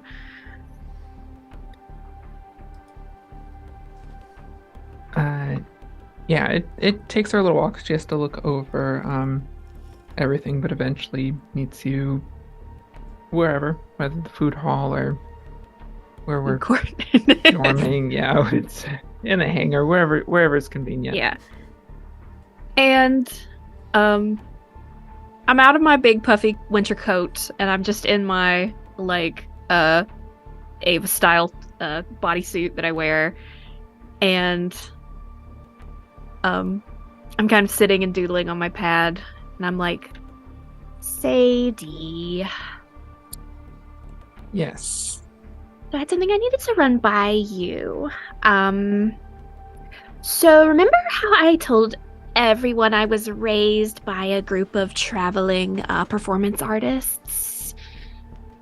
I do not remember that, no, but sure. Yeah, well, that wasn't true exactly. Right. Yeah, and I pull out the like actual paper pamphlet that I got from the missionaries. And I put it on the table, and then I have kind of like this awful, like, just self-cut hair, green, like, bad haircut. And I'm like, yeah, they weren't artists. And I flip my head down and I pull up my hair, and with like the thumb on my suit, I click it and it's a black light, and the 3 snake symbol on the pamphlet is tattooed on the back of my neck. Raised And by like, cultists. and I sit back and wipe my hair back. I was like, yeah, I was. Yeah, the thing is, they're here. And they suck. Like objectively, not like like oh, I hate my parents kind of. No, like they suck. My experienced cultists often do. Yeah. But the thing is, if they're here on an ice planet and they're snake themed, that's weird just on its own. There's also a giant snake mech here on marker. And I'm just thinking, I'm seeing those two dots, and those dots are just connecting. And I was hoping you could do a little digging, get some dirt on them, see what they're up to. Maybe we can find out some more of what Snakebutt's up to. Yeah, absolutely. I mean, she motions towards She's already her data plating that she has in her eye. Yeah, she's already, when you pulled out the pamphlet, was already hacking into stuff. All I right. love that. I love how you do that. So before you even roll, like this is the baseline, like easy to poke into information. The Yig missionaries, in terms of their current religious tradition, do essentially like go to a bunch of different moons and planets, especially newer colony worlds, and provide support. One of the things that is discussed is movement of special packages. Often either called eggs or more frequently just special package or special delivery. It becomes very clear from a macro scale as you view all of these messages, they are talking about transporting people. And you just found out that, one of the scientists here had been replaced. So there is a connection just on a base level of like, the Yig cultists do take people and move them somewhere else. And it might be a coincidence, but it definitely does line up that they are able to do some things together that might benefit the other. Because given how Shira has described Snakebutt's visual appearance, it would match a lot of the motifs of how, and you actually see some of their religious texts, that they portray their specific deity, which is Yig is essentially like a serpent that has arms and is strung up from the ceiling of some void, which almost one for one matches. Awesome. Yeah, I think I'm kind of streaming this all to Nico's data pad.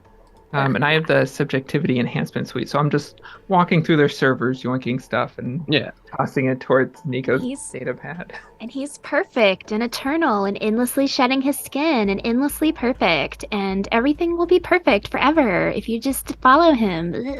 Like, gross. Like, that's so boring. Yeah, this is all pretty boring. Let's find the juicy stuff. Yeah. All right. I want to look for like deleted files and Ooh. stuff. And All right. Yeah, go ahead and each of you can roll since you're working together, and you'll just take the highest. Okay. I was going to try to add, because I have Inventor Create, which is make a creative approach to a problem. I think because I'm from inside of this, but now I'm outside of it, I think I kind of know like how they would hide things, or like maybe what some of their password patterns would be. Oh, 100%. You may use all that S's. focus. Excellent. What? It's all S's. It's so many S's. It's S's with like randomly assorted syllables and like vowels and numbers. So it's like technically safe, but it's so S heavy. There's that cool S that people do on their school notebooks, occasionally scattered in there. Yeah. All right, so let's do some rolls so we can find out about the snakes. Oh gosh. Okay. And we can add our grit to that. Yeah, you sure can. Oh, good. I'm at +8, y'all. All right. Ooh. If roll 20 will work. Okay, wake up, roll 20.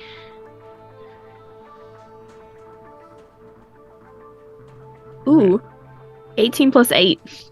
Oh yeah, you're doing. So I think together it's 26. pretty easy to uncover the files that you're looking for. It's more S's. You gotta just hold the key down just till it feels right. And that's what it'll be. I also rolled a 24, so we both crit on that. So here's some fun that I think Nico would not have had access to, given like you were low level on the whole like thing. Like images of Yig are not necessarily spread around a lot. But combined with what Glow knows about NHPs, given that they tend to be weird and function outside of time, you are, for the first time ever, Nico, looking at an image of the deity you grew up with and realizing it's this thing that lives under the ice here.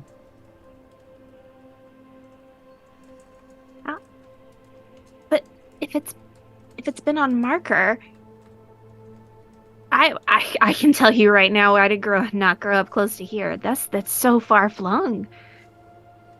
Information can spread pretty far, though.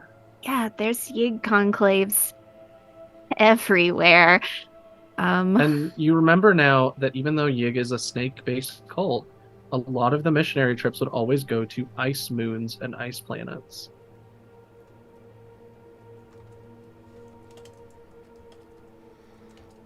Never understood that. All the snakes we had to take care of, so many terrariums, they all had to stay warm and tropical, and I never understood the interest in ice planets.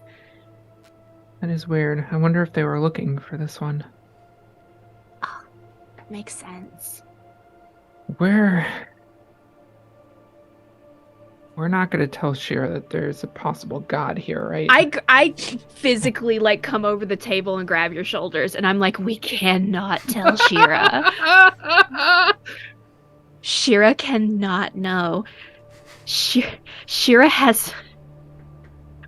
she just has bodies lined up inside of Gatekeep. Do you know what will happen if they find out about her? I mean, they already know, but do they know? Yeah. Like, we know. Shira can't find out about this. She will be so on board so fast. This is good to know. Should I crash the systems while I'm in here? That'll be helpful, right? Oh, I want to help. Cracks like digital a knuckles. virtual crowbar.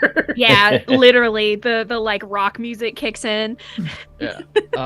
You do see everything down. Flood it with spam. You do see in their messaging that they essentially will transport people out when they go to they will essentially take the people they kidnap, and when they travel between outposts, they will drop them off in different places, and then later on, one of the Yig mechs will, I guess I can call them like serpentines now that like the secret is out. One of the serpentines will essentially pick up the kidnapped people and take them back. What exactly Yig is planning on doing with these people is unclear. But a lot of the messages are just like, this is the closest we've ever been. We can feel their presence. We will be able to help them escape their icy prison. Like, this is what we've been dreaming of. And everything is like ruined. Yeah, so as we're ruining it, yes, this might be mean.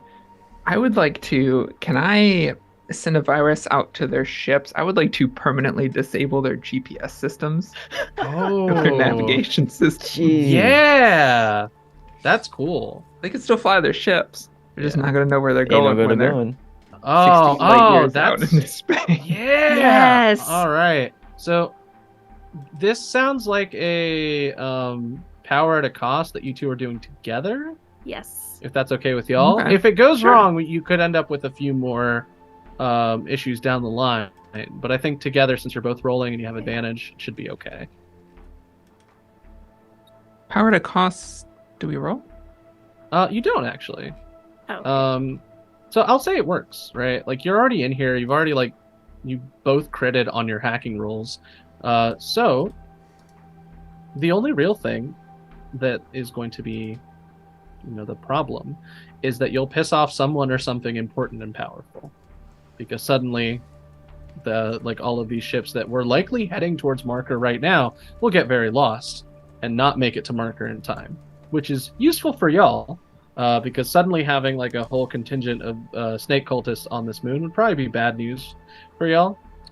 But you definitely there is enough of a hey, we have been sabotaged from the inside, that even if they can't make it to marker is in and of itself a target of the cult's ire now.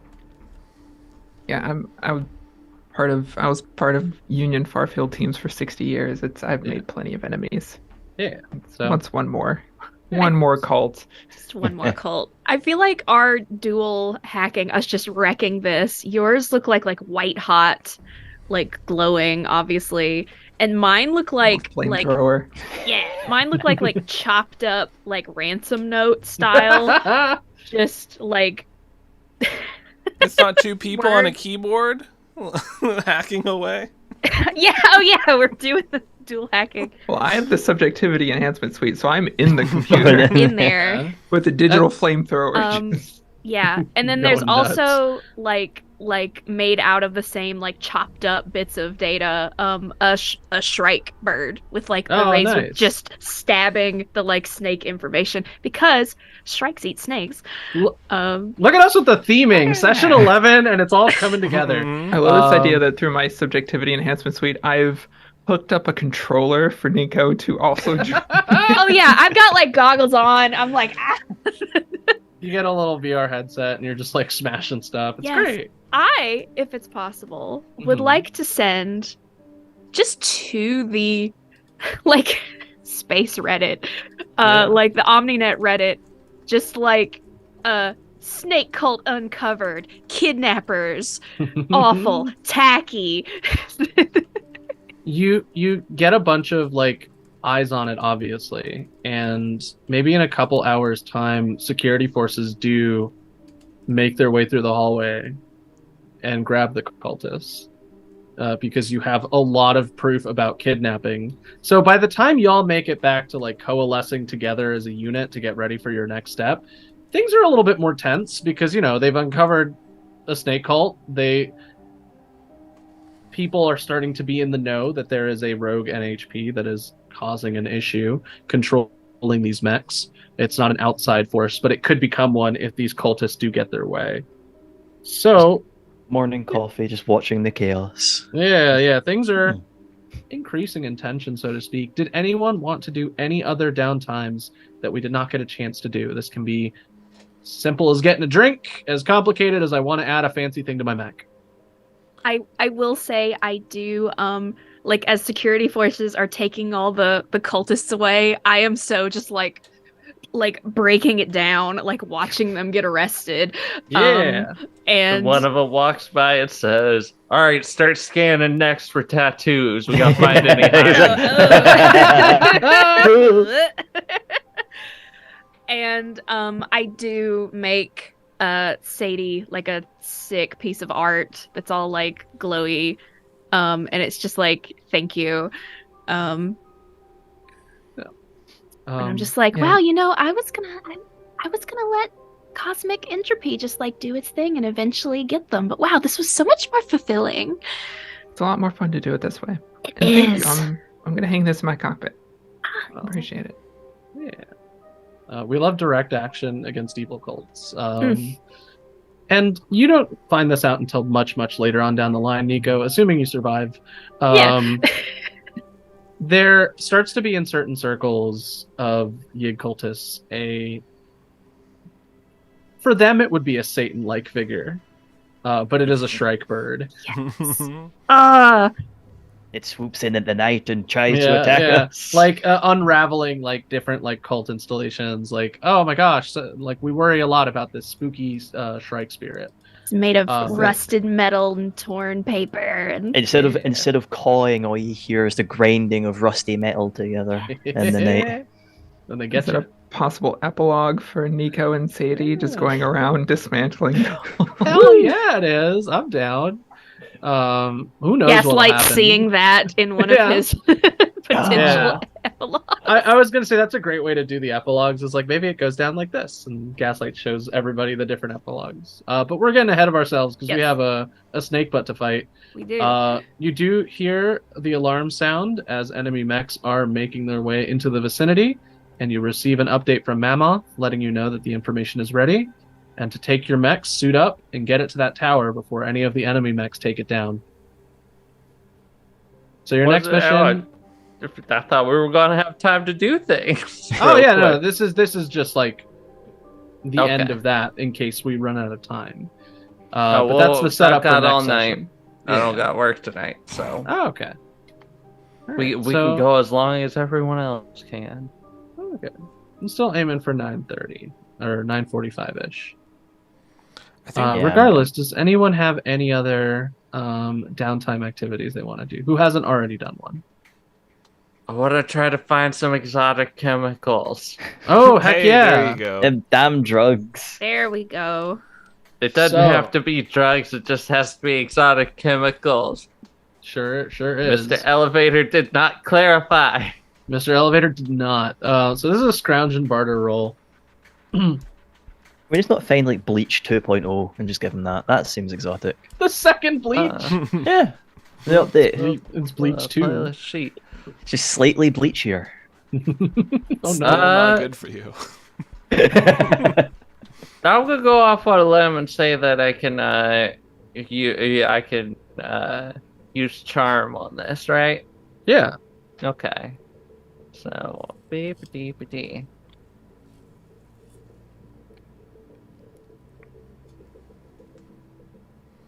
That's a 24. That's great. So you get it without any issues. So when you find exotic chemicals, I will say I think she's just walking down the road. Hey, do you know where I can get exotic chemicals? oh, it's actually really interesting. I've actually been trying to offload some exotic chemicals. Literally, they're just taking up too much shelf space, and like the kids coming home from college at some point. So I gotta make some space again, and I just can't be having all these barrels of exotic chemicals. Wow, that's exactly what I needed was barrels and barrels of exotic chemicals. The more random exotic chemicals, the better. Oh my!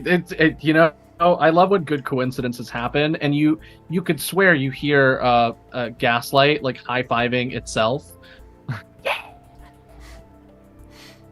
So that he leads you to like a shed in the back of his like living quarters area, where he opens it up to reveal multicolored barrels, all listing various like these are not chemicals that would be produced effectively or natively on marker. If one were to Bones Geiger counter immediately just goes fucking ham. yeah, like one of these is definitely irradiated. We're not quite sure what. The fish in the background in like a little tank in the room does have its signature third eye that it did not have before. But we're hanging in there as you essentially have them wheeled out and sent over to the essentially the printer where it scans their chemical makeup. Yeah, then we scans just their dump chemical it. makeup and sends it.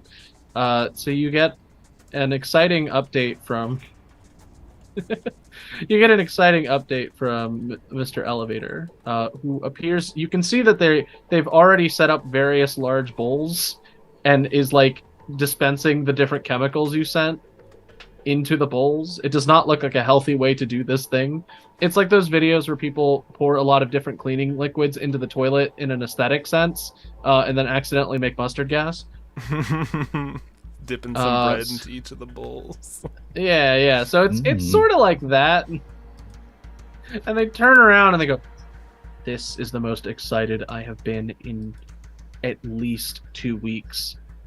This is like a barrel of every good weird chemical from that system you're in like peak condition that you've sent me."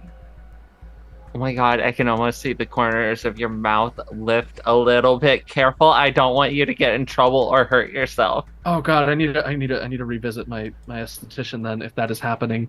That should not be happening. And you're gonna get a little updatey thing. You'll receive something sent back for your troubles. Yay. I like getting stuff. I've been getting so much stuff and surprises. And So- all I've wanted to do this entire campaign is just get some goddamn exotic chemicals. You've done it! To Mr. Elevator. Yeah. No, giving Mr. Elevator all of the exotic chemicals. Oh, so it's super simple. You get the up armoring reserve, which for you is going to be great because all that is armor +1 for the next mission, and you start combat with +5 overshield. Oh, sick. Got to write that down.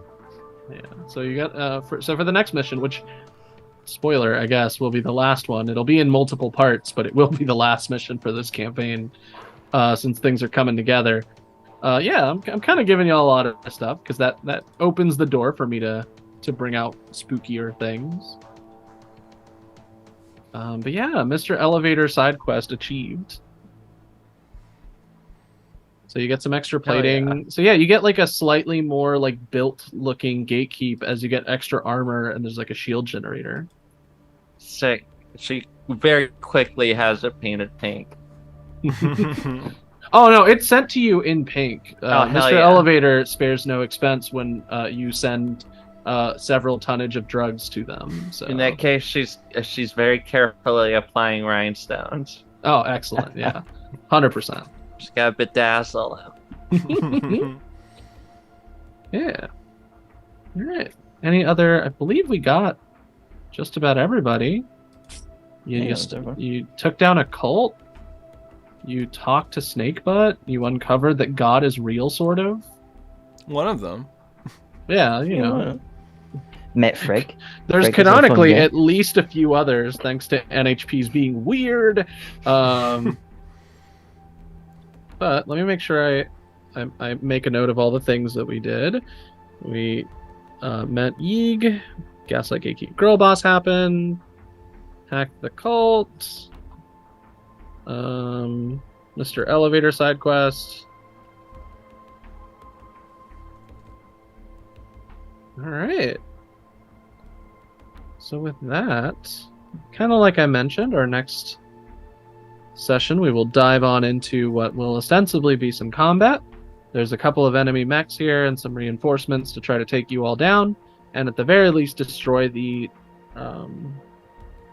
elements of resistance here, namely you all. But all you have to do for this mission to succeed, ostensibly, is to get the code into the actual internal workings of the signal tower outside of town. Because transmitting it broadly, it would get lost between all of the different ghost signals, and you wouldn't be able to actually use it.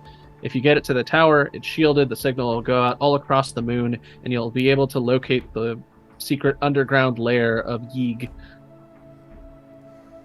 So we'll cut to that next time as we begin our final arc of this campaign. And that's that. How are we feeling, y'all? That was good. That was Pretty fun. good. Awesome. Great. Awesome. I only didn't use one of the foods that I had listed for Teddy randomly grabbing food and bringing it with him. It was Bad Boy Bean Burgers. They're burgers the size of kidney beans, and you eat like a bowl of them. Oh, sounds actually really fun. Why? I Wow. like Tiny burgers. that. Like, constructed by the hands of tiny people. Yeah. It's like many White Castle. Yeah. But yeah, any thoughts, questions, little things? I had a lot of fun weaving all the threads together of like, oh, we have like a hacker, we have somebody with a past related to a cult, we have people that like are good at fixing things, we have some spooky robot stuff, we have them all. It's all coming together. I feel like it's really Lucas- organically come together. Mhm. Like it's felt. Nothing's felt forced. Y'all are fantastic at it, I will say. So it works out. All I have left is the mall, but I was gonna say Yeeg's in a mall, for right? the He's mall. in a mall down there somehow. He's one of We'll find out. the, you know, like those infomercial shows. They're like, hey, buy this thing. It's like Yeeg was one of the things sold at the mall, and they're like, Oh no. we Oh, can't they even were sell like- it here. Let's just put it over in some warehouse on Marker. I don't know. I was gonna say the mall has existed for a long time. It might even line up Long with time. the timeline. My new kitten is saying hi, so I'm very glad she's Aw. exploring the room. I'm just gonna show you the stream, and you can beat me for a little bit. Yay. This is Jubilee. She's purring up a storm, so she's excited to be here Aw. anyway. Mhm. Jubilee, say goodbye. Bye, Jubilee. All right, I'm gonna put you down now. She's getting along great. She's already bullying my older cat. So Good they for haven't her. they haven't been able to share a room yet. Jess knows. My older cat could use some bullying. He's very mean. He's a little grumpy. He's a jerk. You can say he's a jerk. He yells at me. Yeah. But Jubilee, she makes little hisses, but they're more like, "Hey, I'm in a new space and I'm figuring it out. Please be nice to me." Hisses, which is really funny because Wally's terrified. He's like, doesn't know what to do with this child. It's like 3 times her size. Oh, easily. He's like 3 times her size. He's like, I don't know what to do. I guess I'll just hide over here. But she's in this room. He's in the other room, so they don't have to hang out too much yet. Oh, she got out. Well, Oh, now I they're thought- gonna hang out. I thought she got out. Are you? We're wrapping up. Can I say hi to everybody? Yeah, we're on stream. Do you want to say hi? Oh, never mind. Oh. Terrible voice. That went on screen. Yeah, I mean, that nightmare noise. Oh, your noise? Yeah, your noise might have Yeah. been picked up by the mic. No. You're doing great. It was. Yeah, I was talking about you. Sorry, I need to wrap up the stream. Thank you, everybody. I'm gonna. My recommendations are going to be. Oh God, what have I consumed lately?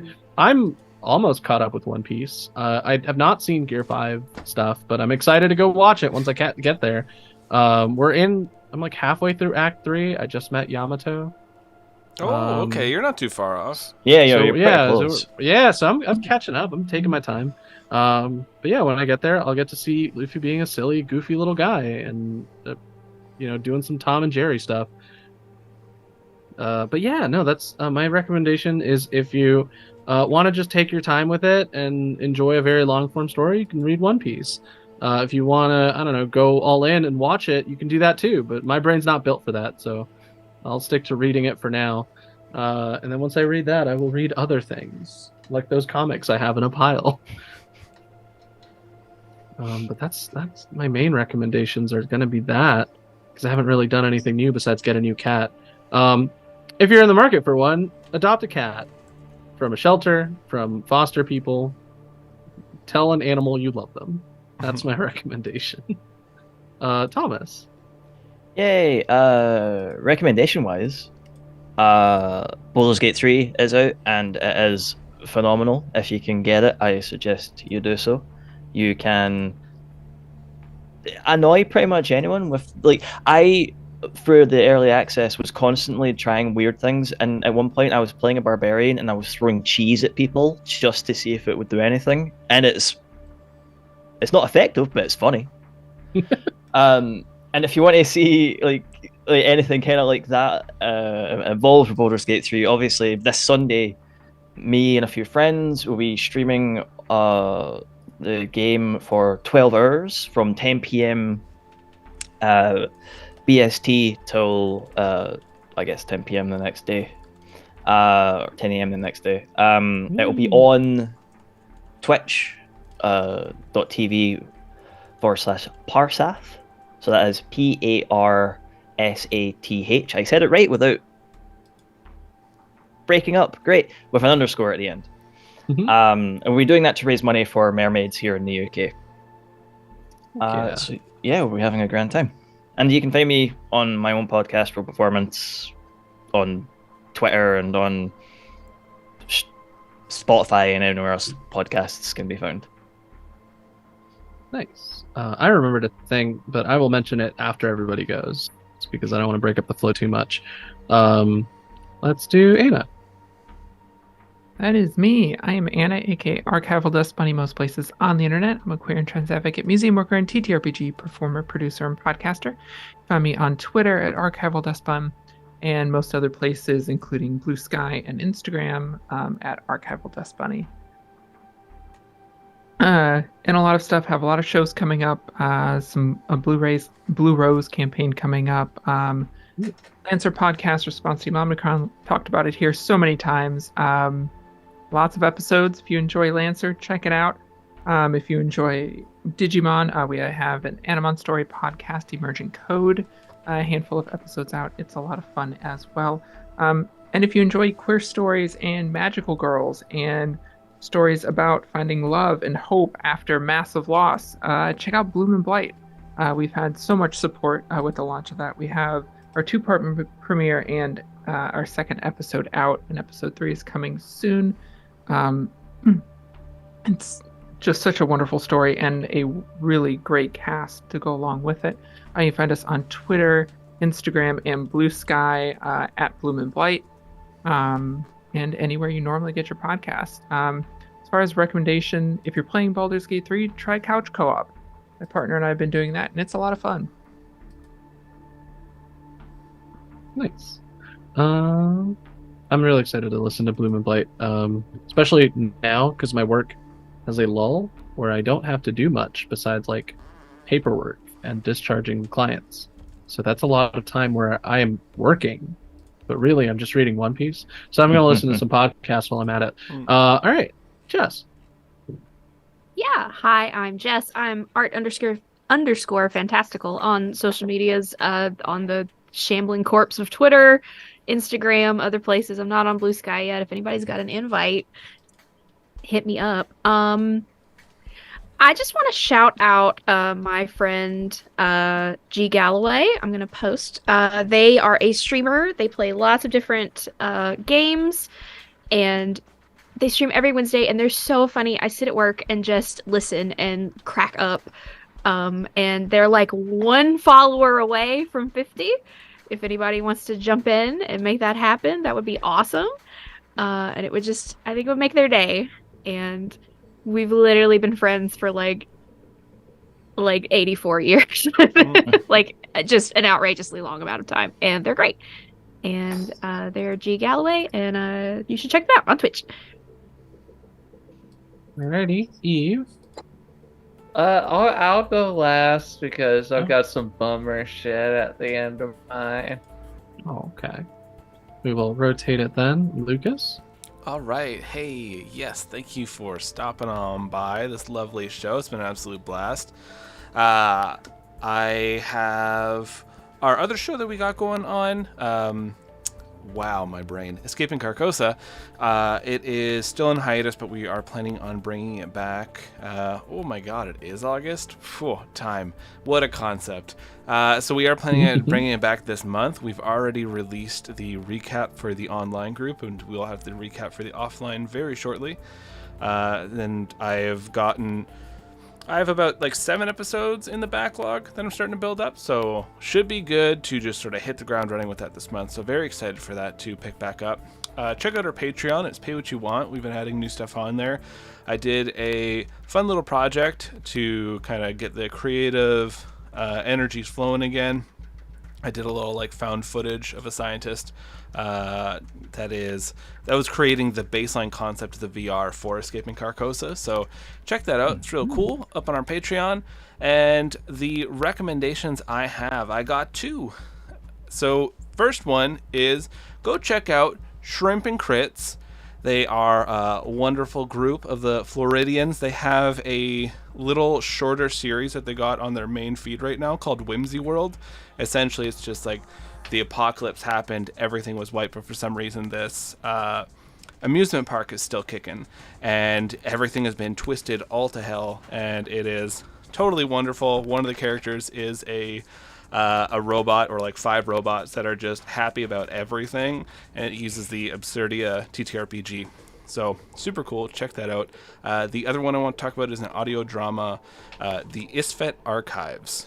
It is from the Creative Typo Entertainment, so same people who did Fool's Quest. But it's a lot of fun. It has about 8 episodes out right now, and it's like a modern day sort of like people starting to have powers and affecting reality and messing with things, then other organizations coming in, and you don't know if they're good or bad, trying to contain things. So it's a lot of fun. Good listen.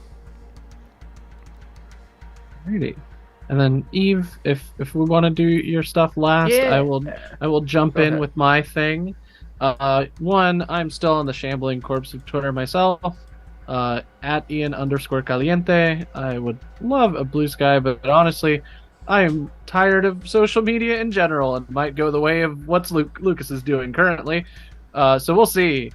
Other than that, my actual big exciting news that I totally forgot about because I've been processing New Cat is that I am running a game of Mouse Ritter officially. We've got most of the cast all set up. We're doing session 0 next week, and a certain Eve will be there. And if you're a fan of Rise of Nyarlathotep, a certain Meg will be there as well. And we're really excited. We're gonna do some little mice adventures. It's gonna be real gay, real fun. It's at Take Your Role. That's Take Your and then ROLE. I've been a cast member with them before. We're getting everything squared away on the back end, just making sure that we have everything and some tech set aside. But I'm really excited to be running more games. So you can find us Monday at 8 p.m. EST.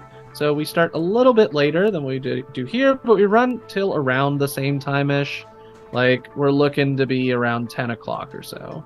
No later than 10:15, 10:30, because my brain cannot manage much longer than that. If you want to see me run a much simpler game that does not require as much prep as it does me making Fire Emblem levels for everybody, you can check that out on Take Your Roll on Twitch on Mondays. So I'll have like official dates and times and announcements coming up. But I'm back in it in terms of running games, so I'm really excited to be here. And I turn it to Eve. All right, hello. You can find me over at Wallace Vic on the new and ever improving X.com. It's radical and sick, dude. Like it's so edgy and non-woke, you guys. Like, wow. But I'm on Blue Sky, baby. Ooh. I got in there. I got me a spot. So I'm Lawless Victory over there. I actually got the full fucking name before anyone else. Heck yeah. So yeah, Lawless Victory over on Blue Sky. Hit me up.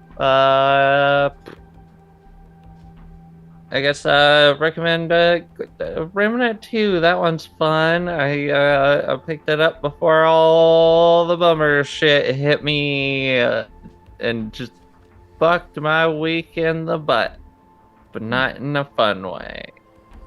So yeah, Scotty might have a tumor. I don't know yet. That's frustrating and scary. And then I got the bonus of having my car stolen sometime Saturday night, and it got recovered, but it got recovered in the middle of getting chopped, so it's in all likelihood going to be a total loss, which means I am out a fuck ton of money because I've only had it for 4 months. It's hardly paid off, and the insurance payout probably isn't going to cover most of that. And I'm also going to have to get a new car.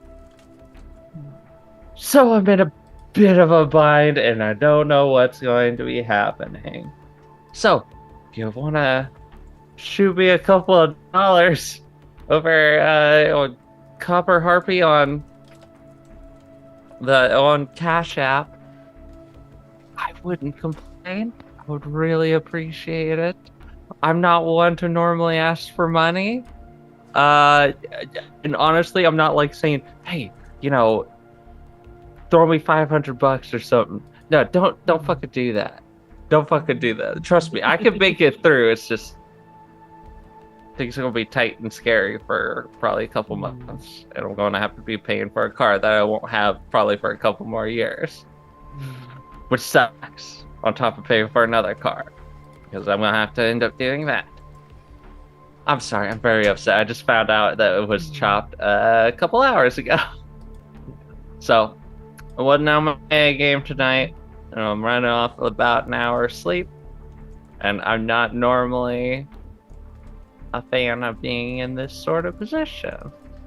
And I kind of want to scream, but I'm not going to because I have neighbors and I'm courteous. So I'm going to go out into the middle of the woods, and I'm going to go scream there. That's a great place to scream. Yeah, exactly. I have to go find some woods. Because I live in the middle of a city. Oh, no. That's the nightmare of Florida, is that the woods are never far away, even in the middle of a city. Yeah. Well, yeah, but you got alligators out there. I think like the Oh, biggest things You we've have got out here, dinosaurs in your coyotes. We woods. sure do. Yeah, well, that's why we have so many. We can't get rid of it all, or they'll come to us. So yeah, me living in a hell state aside, everyone please take care of one another. Support your local communities and each other, and send love and support to those you care about.